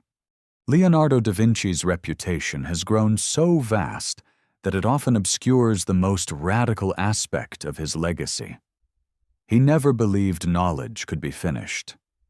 While later generations search his notebooks for conclusions, Leonardo himself treated every insight as provisional, a temporary alignment between observation and understanding. This attitude places him at odds not only with his contemporaries, but with many modern narratives that crave definitive answers. Central to this outlook is Leonardo's belief that certainty is the enemy of perception. Once a person believes they already know, observation stops. He repeatedly warns against trusting habit, tradition, or reputation. The eye, he insists, must remain active. Seeing is a skill that degrades when unused. This principle explains his constant return to basic phenomena: light, water, motion, even after decades of study. Familiarity never equals mastery. Leonardo's notebooks reveal an unusual comfort with contradiction. On one page, he proposes a mechanism. On another, he questions it. Rather than erasing errors, he preserves them. Mistakes are not embarrassing. They are records of thought. This approach contrasts sharply with later scientific culture, which often hides discarded ideas. Leonardo understands that error traces the path of discovery. His resistance to specialization becomes more pronounced over time. He observes that experts often lose sight of context, mistaking local accuracy for global truth. A painter ignorant of anatomy produces lifeless figures. An engineer ignorant of materials designs impossible machines. A philosopher ignorant of nature speaks in abstractions. Leonardo's solution is integration. Each discipline corrects the others. This integration is most visible in his treatment of the human body. Anatomy, mechanics, and psychology converge. A raised arm is not merely a shape. It is the result of bone structure, muscle tension, balance, and intention. Emotion manifests physically. Thought leaves traces in posture. Leonardo does not divide mind and body. He observes their continuity. The same continuity governs his view of the natural world. Rivers are not separate from mountains. They carve them. Mountains are not static. They rise and erode. Weather is not random. It follows patterns shaped by geography. Leonardo searches for unifying principles, but he never reduces complexity to simplicity. Unity does not erase variation. This perspective leads him to reject linear causality in favor of systems thinking. Effects loop back into causes. Water erodes land, changing flow paths, which alter erosion. Human construction reshapes environment, which reshapes human behavior. Leonardo sketches these feedback loops intuitively, long before formal systems theory exists. His ideas about cities reflect this awareness. He recognizes that urban health depends on airflow, sanitation, water access, and movement. Disease spreads where systems fail. His ideal city designs separate clean and dirty functions vertically, anticipating modern zoning and infrastructure planning. These concepts are grounded not in idealism, but in observation of plague-ridden cities. Leonardo's skepticism extends even to mathematics. While he values geometry deeply, he does not treat it as ultimate truth. Geometry describes relationships, but reality often deviates. Measurement approximates. Nature tolerates irregularity. This humility keeps his models flexible. He adapts rather than enforces. This approach affects his art profoundly. He abandons rigid perspective systems when they conflict with perception. Instead of forcing objects into mathematical grids, he adjusts geometry to match how the eye actually sees. This willingness to bend rules in service of realism distinguishes him from peers who prioritize correctness over experience. Leonardo's engagement with patrons reflects similar tension. He understands power structures but refuses to internalize them. He serves rulers pragmatically, offering engineering and spectacle, but never binds his identity to their agendas. When support collapses, he moves on. Loyalty is conditional. Curiosity is not. This independence comes at a cost. Leonardo lacks a workshop legacy comparable to Raphael or Michelangelo. He leaves no organized school. His influence is indirect, transmitted through ideas rather than institutions. This makes his impact harder to trace, but also harder to constrain. As Renaissance optimism gives way to political instability, Leonardo's worldview grows darker but clearer. He condemns war as irrational destruction, observing how it interrupts natural and social systems alike. His designs for weapons are technical achievements, but his writings reveal moral unease. He understands that knowledge is neutral. Application determines consequence. Leonardo's compassion toward animals reflects this awareness. He sees continuity between species, recognizing shared structures and vulnerabilities. This perspective challenges hierarchical thinking that places humans above nature. Instead, he positions humanity within it, subject to the same laws. Toward the end of his life, Leonardo increasingly writes about perception itself as the primary subject of study. Light enters the eye, but understanding occurs elsewhere. The brain constructs reality from incomplete data. This realization anticipates modern cognitive science. Seeing is interpretation. This insight reinforces his belief in visual thinking. Diagrams bypass linguistic ambiguity. They communicate relationships directly. Leonardo's drawings are not illustrations of finished ideas. They are laboratories where ideas form. The hand thinks alongside the eye. Leonardo's acceptance of uncertainty does not weaken his confidence. It strengthens it. He is confident enough to admit ignorance.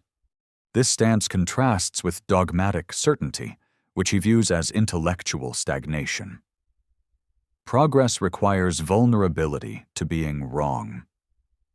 When assessing Leonardo's genius, it becomes clear that no single achievement defines him. Not the Mona Lisa, not the Last Supper, not the flying machines or anatomical drawings. His true contribution lies in the discipline of attention he cultivated relentlessly. Leonardo teaches that understanding is an ongoing relationship with reality, not a destination. It requires patience, humility, and curiosity untainted by the need for final answers. His life demonstrates that knowledge grows through engagement, not conquest. In this sense, Leonardo da Vinci is not a relic of the past. He is a model for navigating complexity in any era. His refusal to simplify, to conclude prematurely, or to obey intellectual boundaries ensures that his way of thinking remains not only relevant, but necessary. The greatest genius in history is not the one who knows the most, but the one who never stops learning how to see. Leonardo da Vinci's life does not conclude with a dramatic final act or a definitive summation of his ideas. Instead, it fades in the same manner it unfolded, through observation, reflection, and unresolved inquiry. This lack of closure is not accidental. It mirrors the worldview he spent a lifetime constructing. Reality, to Leonardo, never stops unfolding, and neither should understanding. As his physical abilities diminish, his intellectual discipline remains intact. He continues to examine everyday phenomena with the same rigor he once applied to grand projects.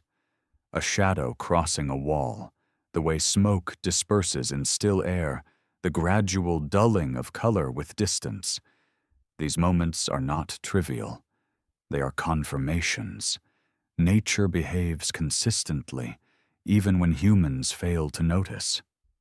Leonardo becomes increasingly aware of how easily perception can be manipulated. He writes about illusion not as deception, but as misinterpretation. The eye receives fragments. The mind assembles meaning. This process is vulnerable to expectation, habit, and desire. Artists who do not understand this, he believes, merely decorate surfaces. Artists who do understand it shape experience. This insight reframes all of his earlier work. The Mona Lisa's ambiguity is no longer mysterious. It is deliberate. The Last Supper's emotional choreography is not expressive excess. It is psychological engineering. Even his unfinished works take on new significance. They invite the viewer to complete the process mentally, becoming collaborators rather than spectators. Leonardo's notebooks reveal a growing concern with pedagogy, though he never formalizes it. He considers how knowledge might be transmitted without distortion. Language fails him here. Words are sequential and imprecise. Diagrams, by contrast, present relationships simultaneously. This is why his pages overflow with drawings. He is teaching through structure rather than explanation. He reflects critically on education systems of his time. Universities, he notes, prioritize memorization over comprehension. Students recite conclusions without understanding the processes that produced them. Leonardo sees this as intellectual stagnation. True learning requires direct engagement with the world, not reverence for authority. This critique extends to religion, though he approaches it cautiously. Leonardo does not deny spiritual meaning, but he rejects literalism. Sacred narratives, he implies, operate symbolically rather than historically. When scripture conflicts with observation, observation must guide interpretation. This position places him quietly at odds with institutional power, reinforcing his isolation. Leonardo's view of humanity grows increasingly ecological. Humans are not masters of nature, but participants within it. He observes how overuse of land leads to erosion, how deforestation alters climate, how unchecked construction disrupts water systems. These observations anticipate environmental awareness centuries before it becomes a global concern. His designs for ideal cities reflect this sensitivity.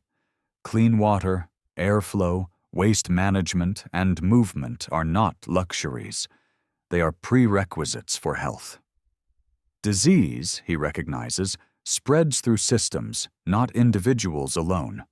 Prevention lies in structure, not punishment. Leonardo's late writings also reveal a meditation on failure. He does not regret unfinished projects. Instead, he analyzes why they stalled. Materials were inadequate. Political priorities shifted. Human impatience intervened. Failure becomes data. Each collapse informs future understanding. This attitude toward failure distinguishes him sharply from contemporaries who equate success with completion. Leonardo measures success by insight gained. A failed experiment can be more valuable than a successful repetition. This principle aligns him with modern experimental science more than Renaissance craftsmanship. As time passes, Leonardo becomes aware that his work may not be understood by his own era. He does not attempt to simplify it for acceptance. He trusts that future minds will find relevance when conditions allow. This patience reflects his understanding of time as nonlinear. Ideas, like geological layers, surface when erosion exposes them. His relationship with patrons in these final years is respectful but distant. He is valued as a symbol of wisdom rather than a producer of objects. This role suits him. He advises, observes, and reflects without obligation. For perhaps the first time, his curiosity operates without constraint. Leonardo's conception of genius crystallizes implicitly during this period. Genius is not talent alone. It is endurance.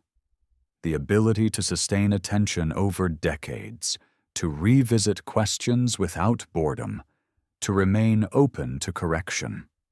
Inspiration initiates inquiry, but discipline sustains it.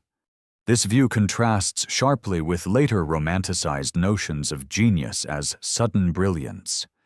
Leonardo's achievements are cumulative. Each insight rests on countless observations. His notebooks testify to patience rather than speed. Pages fill not with conclusions, but with attempts. Leonardo also recognizes the limits of his own method. Observation can mislead. Instruments extend perception, but introduce distortion. Knowledge requires constant recalibration. This humility prevents dogmatism. He does not claim ultimate truth. He claims alignment with evidence. In his final reflections, Leonardo seems reconciled with impermanence. Paintings decay. Bodies weaken. Cities fall. Only patterns endure. The flow of water, the structure of bone, the diffusion of light.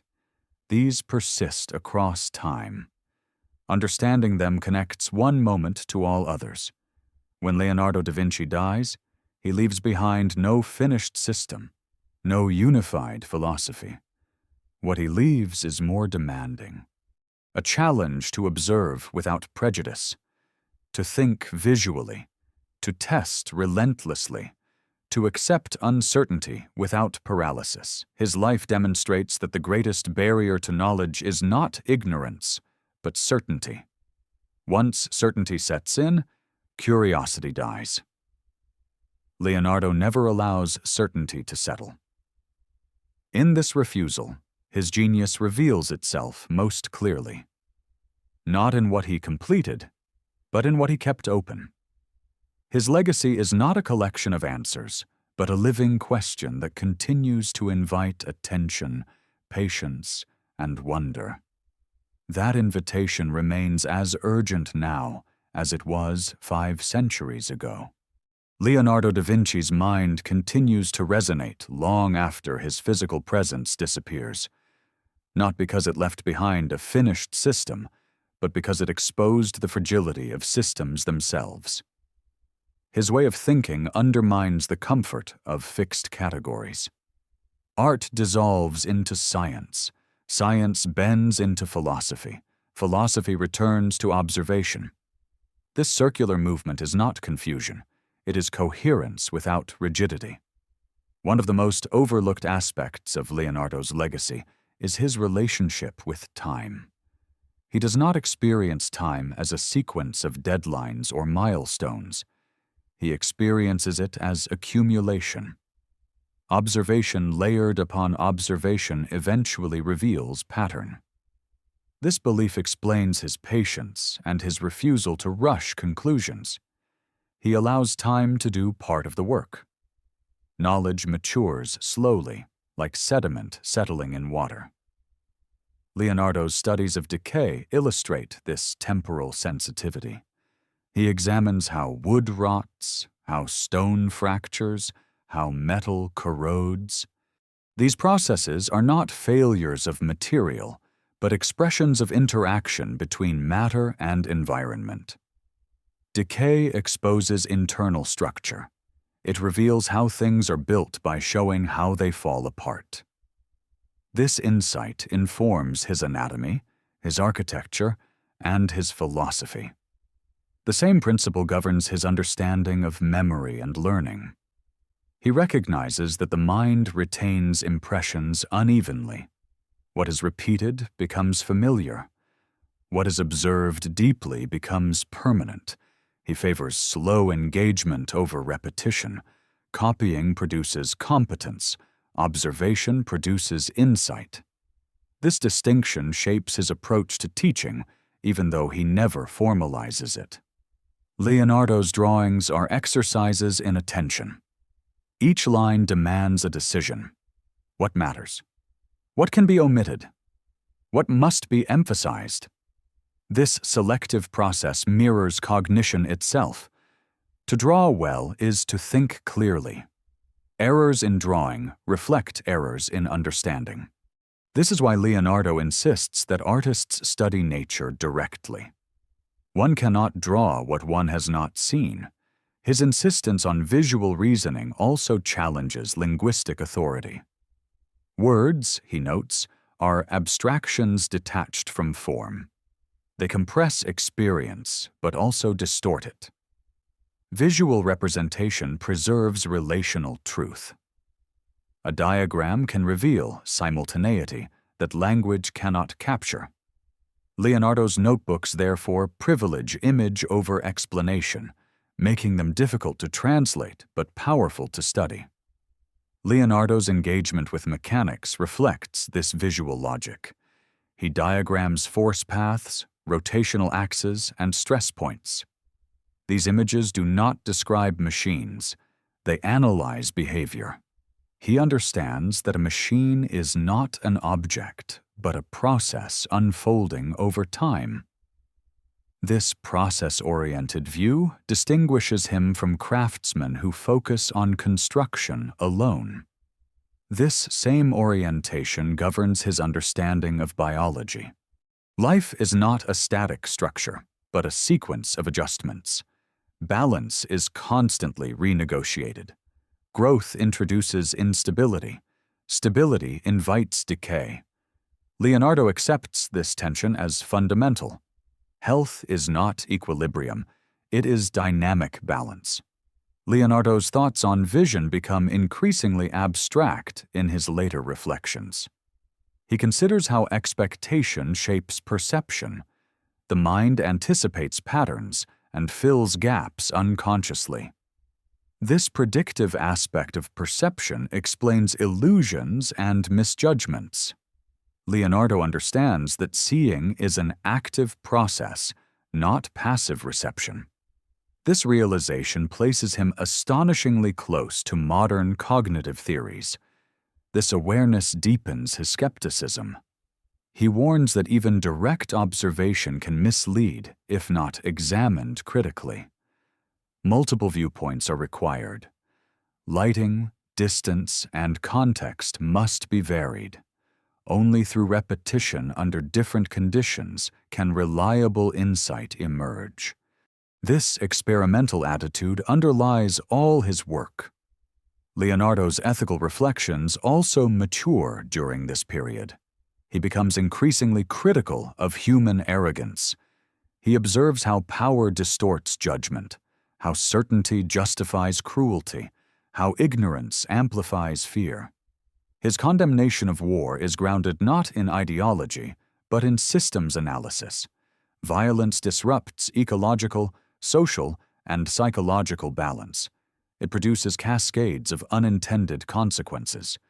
His compassion toward animals reflects this systemic view. He recognizes that suffering propagates. Harm inflicted on one part of a system reverberates. This awareness does not make him naive. He understands necessity. But he resists indifference. Observation cultivates responsibility. Leonardo's refusal to separate art from science ultimately challenges modern distinctions as well. Today, disciplines divide knowledge into manageable compartments. Leonardo's work resists such partitioning. He demonstrates that understanding emerges at intersections. Anatomy informs art. Optics informs emotion. Geometry informs beauty. This interdisciplinary fluidity explains why Leonardo remains difficult to categorize. He fits poorly into any single narrative. Art historians claim him, scientists claim him, engineers claim him. Each perspective captures a fragment, but none contain the whole. Leonardo's genius lies in refusing containment. His notebooks also reveal an acceptance of solitude. Intellectual independence requires isolation. Without peers who share his breadth, Leonardo often works alone. This solitude is not loneliness. It is space for sustained attention. He does not seek validation. He seeks coherence.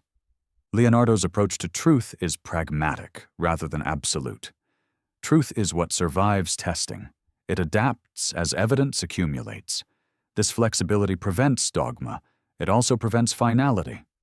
Knowledge remains open-ended. Leonardo finds comfort in this openness. As his life draws to a close, Leonardo does not summarize his achievements. He does not attempt legacy management. He trusts that value will emerge where relevance exists. This detachment reinforces the integrity of his method. He works for understanding, not recognition. Leonardo da Vinci's enduring significance lies not in individual accomplishments, but in the discipline of attention he exemplifies. He shows that careful observation can bridge art and science, ethics and mechanics, emotion and structure.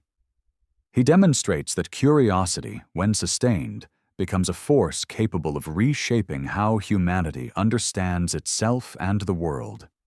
His life suggests that the boundaries we impose on knowledge are conveniences, not truths.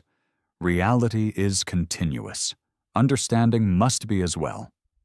In this continuity, Leonardo remains present, not as an icon, but as an invitation to observe more carefully, think more patiently, and resist the temptation to conclude too soon.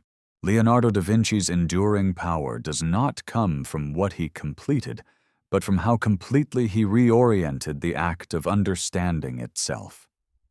Long after his death, the fragments he left behind continue to unsettle tidy narratives about progress, genius, and knowledge. His work refuses to behave like history, prefers it to behave. It does not resolve. It provokes. One reason Leonardo remains so difficult to absorb is that his thinking disrupts linear progress. Modern culture often imagines knowledge as a ladder, each generation climbing higher than the last. Leonardo's notebooks suggest a different model. Knowledge moves in cycles. Ideas surface, sink, and resurface when conditions allow. Insight is not guaranteed by time alone. It requires attention. This cyclical view explains why Leonardo's ideas often appear prematurely modern. He does not anticipate the future because he predicts it. He anticipates it because he aligns closely with how reality operates. When later science rediscovers principles Leonardo sketched intuitively, it feels like prophecy. In truth, it is convergence. Observation eventually catches up to itself. Leonardo's approach to nature exemplifies this alignment. He does not search for hidden meanings imposed from outside. He searches for patterns emerging from within systems. Water flows according to slope and resistance. Light behaves according to distance and medium. Muscles move according to leverage and tension. Nothing requires supernatural explanation. Complexity arises naturally from interaction. This perspective undermines magical thinking without dismissing wonder. Leonardo is not disenchanted. He is deeply enchanted by how much can be understood without myth. His awe is directed toward process rather than mystery. The fact that something can be explained does not make it less beautiful. It makes it more so. Leonardo's rejection of rigid hierarchy follows naturally from this view. If nature operates through interconnected systems, then no single domain holds supremacy. Art is not inferior to science. Science is not superior to craft. Each mode of inquiry reveals different aspects of the same reality. This equivalence destabilizes social structures that depend on intellectual rank. His life demonstrates the cost of such destabilization. Leonardo is often underemployed, misunderstood, and underutilized. Institutions prefer specialists who reinforce existing categories. Leonardo dissolves them. This makes him valuable in crises and inconvenient in stability. Yet it is precisely this inconvenience that gives his work longevity. Specialized knowledge ages quickly. Integrated understanding adapts. Leonardo's notebooks remain fertile because they are not optimized for a single purpose. They can be reread, reinterpreted, and repurposed across contexts. Leonardo's emphasis on drawing as thinking is central to this adaptability. Visual reasoning bypasses linguistic and cultural barriers. A diagram of force remains intelligible across centuries. A sketch of anatomy communicates structure immediately. This universality allows Leonardo's insights to migrate freely between disciplines and eras. His drawings also reveal his tolerance for ambiguity. Lines overlap. Corrections remain visible. Ideas coexist without resolution. This openness contrasts with polished presentations that hide uncertainty. Leonardo preserves the messiness of thought, recognizing it as essential rather than shameful. This attitude influences how he treats truth. Truth is not a possession. It is a relationship maintained through engagement. One does not arrive at truth and remain there. One revisits it continually, adjusting perspective as conditions change. This humility prevents intellectual stagnation. Leonardo's skepticism toward authority reinforces this stance. He respects experience over reputation. He does not dismiss ancient thinkers, but he refuses to accept them untested. Knowledge is not inherited, it is earned repeatedly. This principle underlies modern empirical science, but Leonardo applies it without institutional support. His ethical reflections grow from the same foundation. If humans are embedded within natural systems, then actions reverberate. Violence disrupts balance. Exploitation degrades future possibility. Leonardo does not frame ethics as commandment, but as consequence. One acts responsibly not because one is told to, but because one understands impact. This understanding informs his criticism of war. He observes how conflict consumes resources, destroys infrastructure, and destabilizes societies. His condemnation is analytical rather than emotional. War is inefficient. It produces suffering without lasting benefit. Leonardo's engineering brilliance makes this judgment more, not less, compelling. He knows exactly how destruction works. Leonardo's empathy for animals similarly reflects systemic thinking.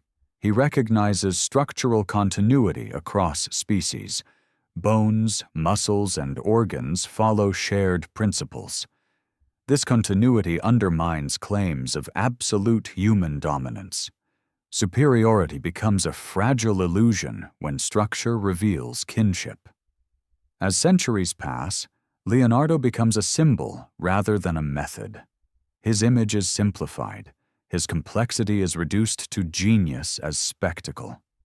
This mythologizing risks obscuring his most valuable contribution, discipline of attention.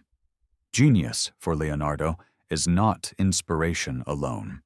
It is sustained observation refined through patience. This distinction matters profoundly. Inspiration is common. Attention is rare. Leonardo cultivates attention deliberately, training himself to see what others overlook. This skill can be learned. It does not require exceptional birth. It requires commitment. Leonardo's life also demonstrates that such commitment does not guarantee comfort. Curiosity can isolate.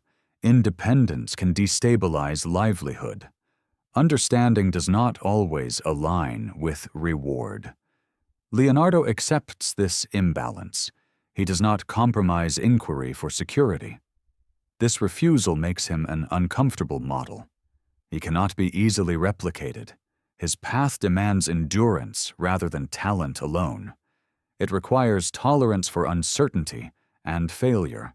Many admire Leonardo. Few follow him. Yet his influence persists precisely because it is difficult. Easy ideas spread quickly and fade. Demanding ones endure. Leonardo's notebooks demand effort. They reward engagement. They resist passive consumption. In a world increasingly driven by specialization, Leonardo's integrative approach feels radical. He reminds us that boundaries are tools, not truths. They organize knowledge temporarily. Reality ignores them. Leonardo da Vinci's lasting significance lies in this reminder. To understand deeply, one must look broadly. To see clearly, one must remain uncertain. To progress meaningfully, one must resist premature conclusion. His legacy is not a monument. It is a posture. Lean forward. Look longer. Question gently but persistently. Accept complexity without fear. That posture remains as relevant now as it was 500 years ago, waiting for minds willing to inhabit it. Leonardo da Vinci's relevance intensifies rather than diminishes when examined against the modern world. This is not because he predicted contemporary technology, but because he confronted the same fundamental challenge that defines modern complexity: how to think without fragmenting reality. Where later centuries divide knowledge into isolated domains, Leonardo insists on continuity. Everything touches everything else. His notebooks repeatedly return to the idea that form follows force. Shapes are not arbitrary. They emerge from pressure, resistance, and flow. A river curves because water seeks the path of least opposition. Bones thicken where stress accumulates. Leaves widen to capture light efficiently. Leonardo sees design everywhere, but never design imposed from above. Nature designs through negotiation. This insight dissolves the boundary between organic and mechanical. Machines fail when they ignore natural forces. Structures collapse when they resist flow rather than redirect it. Leonardo's engineering sketches consistently mirror biological forms, not out of aesthetic preference, but necessity. Wings curve because air demands it. Arches distribute weight because gravity enforces it. Leonardo's understanding of force extends to human behavior. He observes that societies, like materials, fracture under uneven pressure. Concentrated power destabilizes systems. Ignorance amplifies fear. Fear accelerates violence. These patterns recur regardless of era. Leonardo does not moralize them. He analyzes them. Understanding replaces condemnation. His work therefore challenges simplistic interpretations of progress. Technological advancement alone does not guarantee wisdom. Without systemic awareness, innovation multiplies harm. Leonardo anticipates this danger intuitively. He designs weapons but distrusts their consequences. He recognizes that intelligence without restraint accelerates collapse. This skepticism does not lead him to reject invention. It leads him to contextualize it. Every innovation enters an ecosystem. Effects propagate unpredictably. Responsibility lies not in refusing to create, but in understanding impact. Leonardo's caution is analytical, not fearful. Leonardo's insistence on observation as the foundation of knowledge offers a corrective to abstraction-driven thinking. Models detached from reality fail silently until catastrophe reveals their limits. Leonardo never trusts models alone. He returns constantly to phenomena. Test, observe, adjust. This iterative approach mirrors modern scientific practice, yet Leonardo applies it without formal structure. His visual reasoning becomes increasingly important in this context. Complex systems resist linear explanation. Diagrams capture relationships that language cannot. Leonardo's sketches function as early systems maps, tracing interactions rather than isolating variables. He understands that reduction clarifies locally but distorts globally. This awareness informs his treatment of uncertainty. Leonardo does not seek to eliminate uncertainty. He works within it. He documents probabilities, tendencies, and ranges rather than absolutes. This flexibility allows adaptation. Fixed conclusions break under new evidence. Provisional understanding evolves. Leonardo's art reflects this epistemology. His compositions avoid rigid symmetry. Balance emerges dynamically. Figures lean, twist, and adjust. Space breathes. Nothing locks into place. The viewer senses movement even in stillness. This vitality arises from respecting instability rather than suppressing it. His landscapes reinforce this theme. Mountains erode, rivers wander, horizons blur. The environment is active, not decorative. Human figures appear temporary within vast natural processes. Leonardo does not glorify humanity's dominance.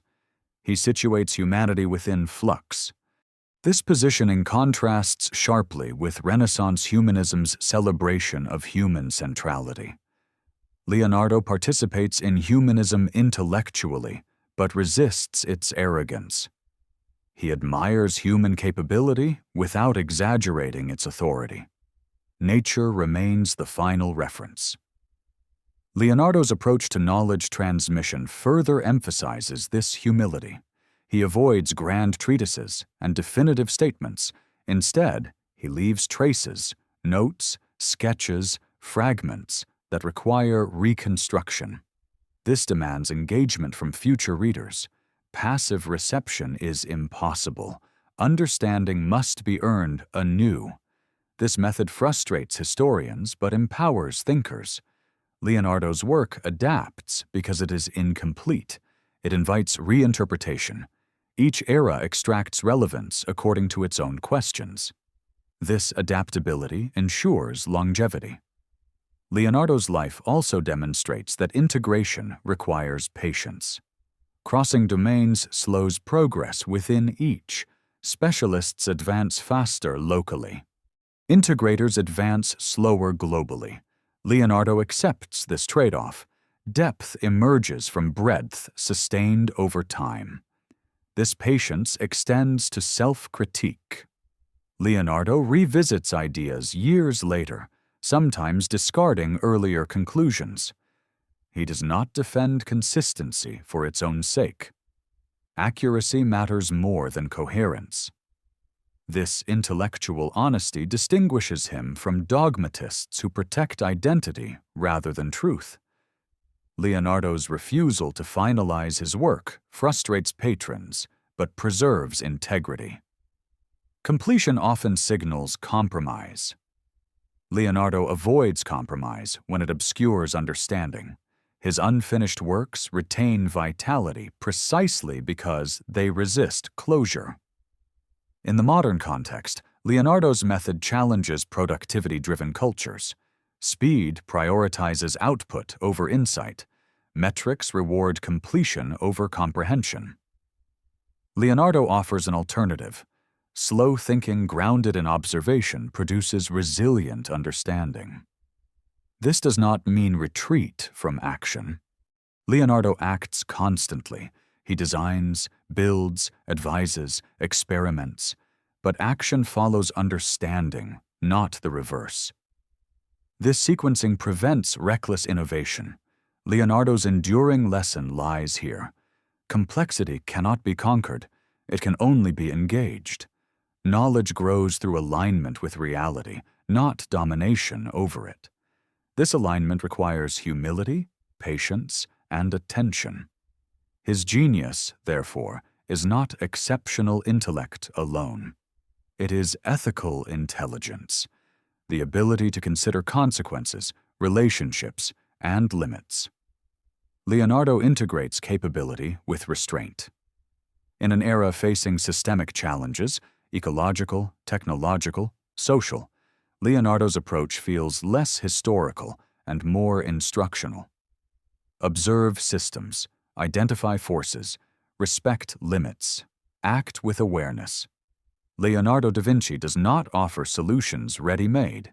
He offers a way of thinking resilient enough to face complexity without simplification. That resilience defines his lasting importance.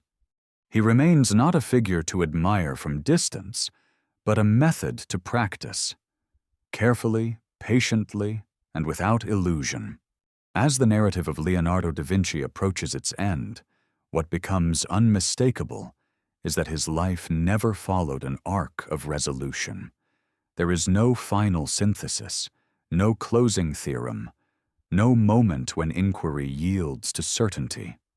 Instead, there is continuity.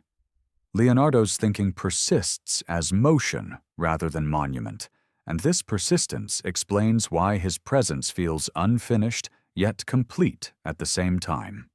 Leonardo's final intellectual posture is one of deliberate openness. He understands that systems too neatly explained are usually misunderstood. Reality resists compression. When simplified excessively, it retaliates with error. This awareness makes him cautious in judgment and precise in observation. He rarely declares. He demonstrates. This restraint is visible in how he treats cause and effect. Rather than tracing single chains, he maps interdependencies. A river floods not because of rain alone, but because of soil composition, deforestation, slope, and human interference. Disease spreads not because of fate, but because of density, sanitation, and airflow. Leonardo identifies networks where others seek villains. This networked thinking leads him to reject moral absolutism. Actions cannot be judged without context. Consequences ripple. Intention matters less than structure. This does not excuse harm. It explains it. Understanding precedes responsibility. Without understanding, judgment is noise. Leonardo's approach to learning reflects this complexity. He does not memorize conclusions. He rehearses perception. He trains the eye to notice gradients, transitions, and anomalies. This practice sharpens discernment. What appears ordinary becomes informative. The mundane reveals structure. He believes attention is a discipline, not a talent. Anyone can glance. Few can see. Seeing requires time, humility, and repetition. Leonardo's genius emerges not from speed, but from duration. He looks longer than others are willing to look. This endurance allows him to detect patterns invisible to hurried observers. He notices how leaves orient toward light, how cracks propagate through stone, how expressions flicker across faces. These details accumulate into insight. Knowledge grows quietly, without spectacle.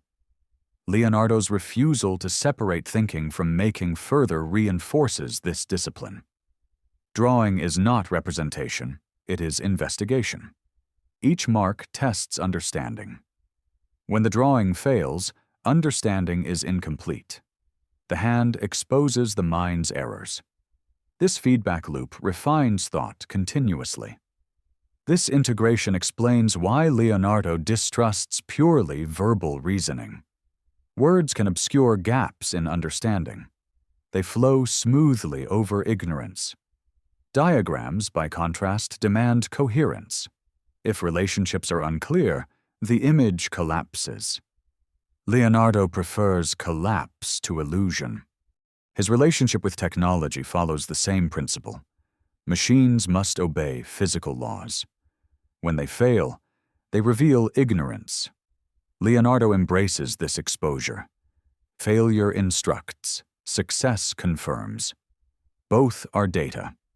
As Leonardo ages, he grows less concerned with application and more with alignment. He asks not what can be built, but what should be understood. This shift is not retreat, it is refinement. He recognizes that understanding outlasts utility. Tools become obsolete, insight adapts.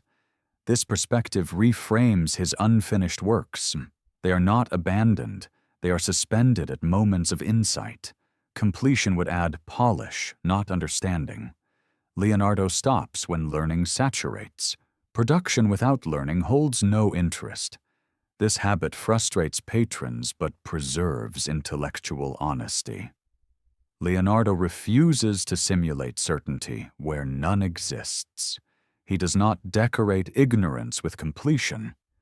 This integrity defines his character more than brilliance alone.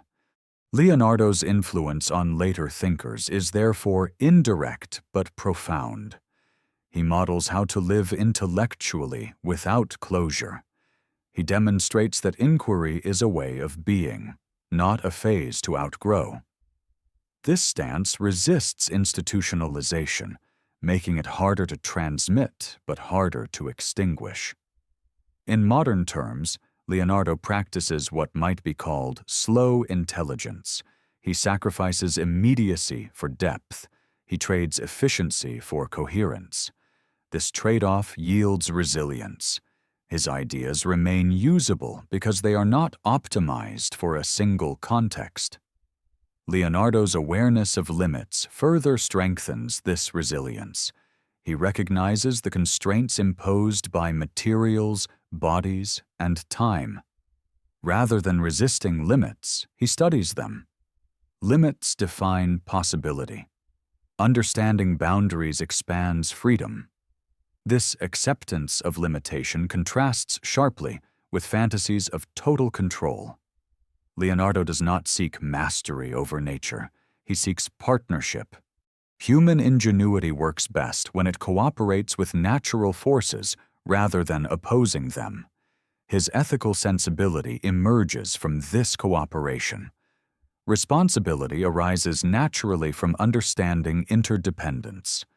Harm becomes visible, not as violation of rule, but as disruption of balance. Leonardo's ethics are ecological before ecology exists as a concept. Leonardo's final years embody this balance. He advises without commanding. He observes without urgency. He accepts decline without despair. His curiosity remains intact even as capacity diminishes. This continuity suggests that curiosity is not dependent on youth or productivity. It is a stance toward existence. Leonardo's death does not interrupt this stance. His notebooks continue the conversation. They ask future readers to slow down, to trace lines patiently, to accept ambiguity. They resist consumption. They reward engagement. In assessing Leonardo's greatness, it becomes clear that he is not exceptional because he knew everything. He is exceptional because he refused to let knowing replace seeing. Knowledge, for him, never hardened into certainty. It remained flexible, responsive, alive. This quality distinguishes enduring intelligence from transient brilliance. Brilliance dazzles, endurance sustains. Leonardo sustains. His life offers no recipe, no method easily packaged. It offers a posture, attentive, skeptical, integrative, patient. This posture can be practiced in any field, in any era. It requires effort rather than genius. Leonardo da Vinci's true legacy is therefore not historical. It is practical. It challenges each generation to reconsider how understanding is pursued. It asks whether speed has replaced depth, whether certainty has replaced curiosity, whether completion has replaced insight. The answer to those questions determines whether Leonardo remains a figure of admiration or becomes a guide. He left the work unfinished on purpose. Reality remains unfinished. Understanding must follow suit. Leonardo da Vinci's story ends without spectacle, but its implications continue to expand. When the noise of legend is stripped away, what remains is not an unreachable genius, but a human being who chose a particular relationship with reality. That choice, more than any invention or painting, defines why his presence still unsettles and inspires centuries later. Leonardo never sought to dominate the world through knowledge. He sought to understand it well enough to move within it honestly. This distinction matters. Domination simplifies. Understanding complicates. Leonardo consistently chooses complication, not to confuse, but to remain faithful to how reality behaves. Nature does not offer clean edges or final answers. It offers processes. Leonardo aligns himself with those processes. His life demonstrates that intelligence is not measured by accumulation, but by calibration. He calibrates perception continuously, adjusting his beliefs as new evidence emerges. This habit prevents stagnation. Many thinkers become prisoners of their early successes. Leonardo refuses that trap. Each insight becomes provisional, open to revision. This refusal to settle produces a strange paradox. Leonardo feels endlessly contemporary because he never allowed his thinking to crystallize into dogma. Dogma ages. Methods adapt. His method, observe, test, revise, remains functional regardless of era or technology. Leonardo's resistance to finality also explains why his work feels intimate. His drawings expose thought in motion. Corrections remain visible. Uncertainty is preserved. Viewers encounter not a finished monument, but a mind at work. This transparency collapses distance across time. Leonardo does not lecture, he invites.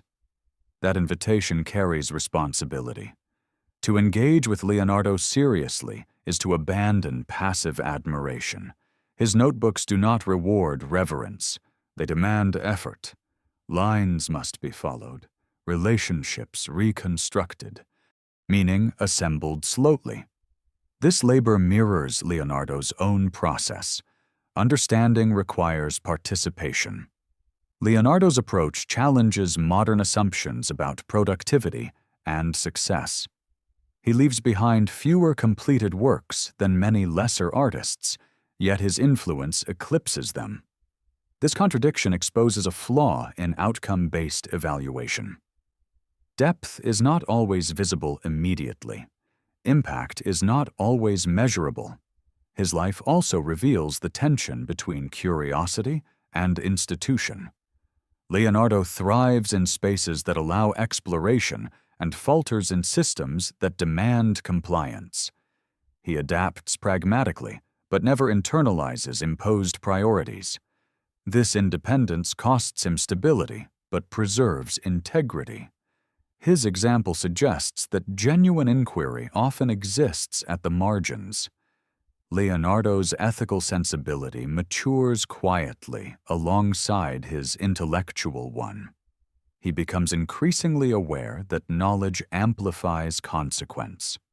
Understanding how systems work confers power, and power requires restraint. His discomfort with war, exploitation, and cruelty grows not from ideology, but from comprehension. When one sees connections clearly, harm becomes harder to ignore. This ethical clarity is ecological rather than moralistic. Leonardo does not preach. He observes feedback loops. Violence begets instability. Exploitation degrades resilience. Ignorance multiplies risk. These patterns do not require commandments. They reveal themselves through attention. Leonardo's integration of ethics and mechanics feels strikingly modern. Today's challenges, environmental collapse, technological acceleration, social fragmentation, are systemic rather than isolated. Leonardo's insistence on seeing wholes rather than fragments anticipates this reality. His method offers guidance without prescription. He shows that complexity cannot be solved through simplification alone. It must be met with patience, humility, and interdisciplinary thinking. Specialists see clearly within narrow frames. Leonardo widens the frame. He accepts the cost of slower progress for the benefit of coherence. Leonardo's acceptance of uncertainty is perhaps his most radical legacy. Uncertainty, in his hands, is not weakness. It is honesty. It keeps perception alive. It prevents premature closure. In an age that equates confidence with authority, Leonardo models a different strength: confidence in revision. This stance transforms failure into information. Unfinished works become records of learning. Abandoned projects signal completed understanding, not defeat. Leonardo teaches that stopping can be as meaningful as finishing when insight has been achieved. Leonardo's final years reinforce this lesson. As physical capability wanes, curiosity remains undiminished. Observation persists even when action slows. He demonstrates that inquiry is not dependent on productivity. It is a mode of being. When Leonardo dies, his mind does not conclude. It disperses, not through institutions, but through influence. Artists inherit sensitivity to perception. Scientists inherit respect for evidence. Engineers inherit alignment with natural forces. Philosophers inherit skepticism toward certainty. None receive the whole, but all receive something essential. This fragmentation mirrors Leonardo's own understanding of reality. Wholes are composed of interacting parts. No single perspective captures everything. Meaning emerges through integration. Leonardo da Vinci is often called the greatest genius in history, but the phrase risks misunderstanding. His greatness does not lie in exceptional intellect alone. It lies in the discipline with which he applied it. He trained attention as rigorously as others trained skill. He refused to let comfort replace curiosity. His life suggests that genius is not an accident of birth, but a commitment sustained over time. Anyone can look. Few are willing to keep looking. Leonardo keeps looking. In the end, Leonardo does not offer a conclusion. He offers continuity. His work reminds us that understanding is not a destination reached once, but a relationship maintained indefinitely. It demands patience, openness, and courage to remain uncertain. That is why Leonardo da Vinci endures. Not as a myth frozen in history, but as a living method. One that continues to ask whether we are seeing clearly, thinking broadly, and resisting the temptation to conclude too soon. The question he leaves behind is simple and relentless. Are we observing deeply enough to deserve what we think we know?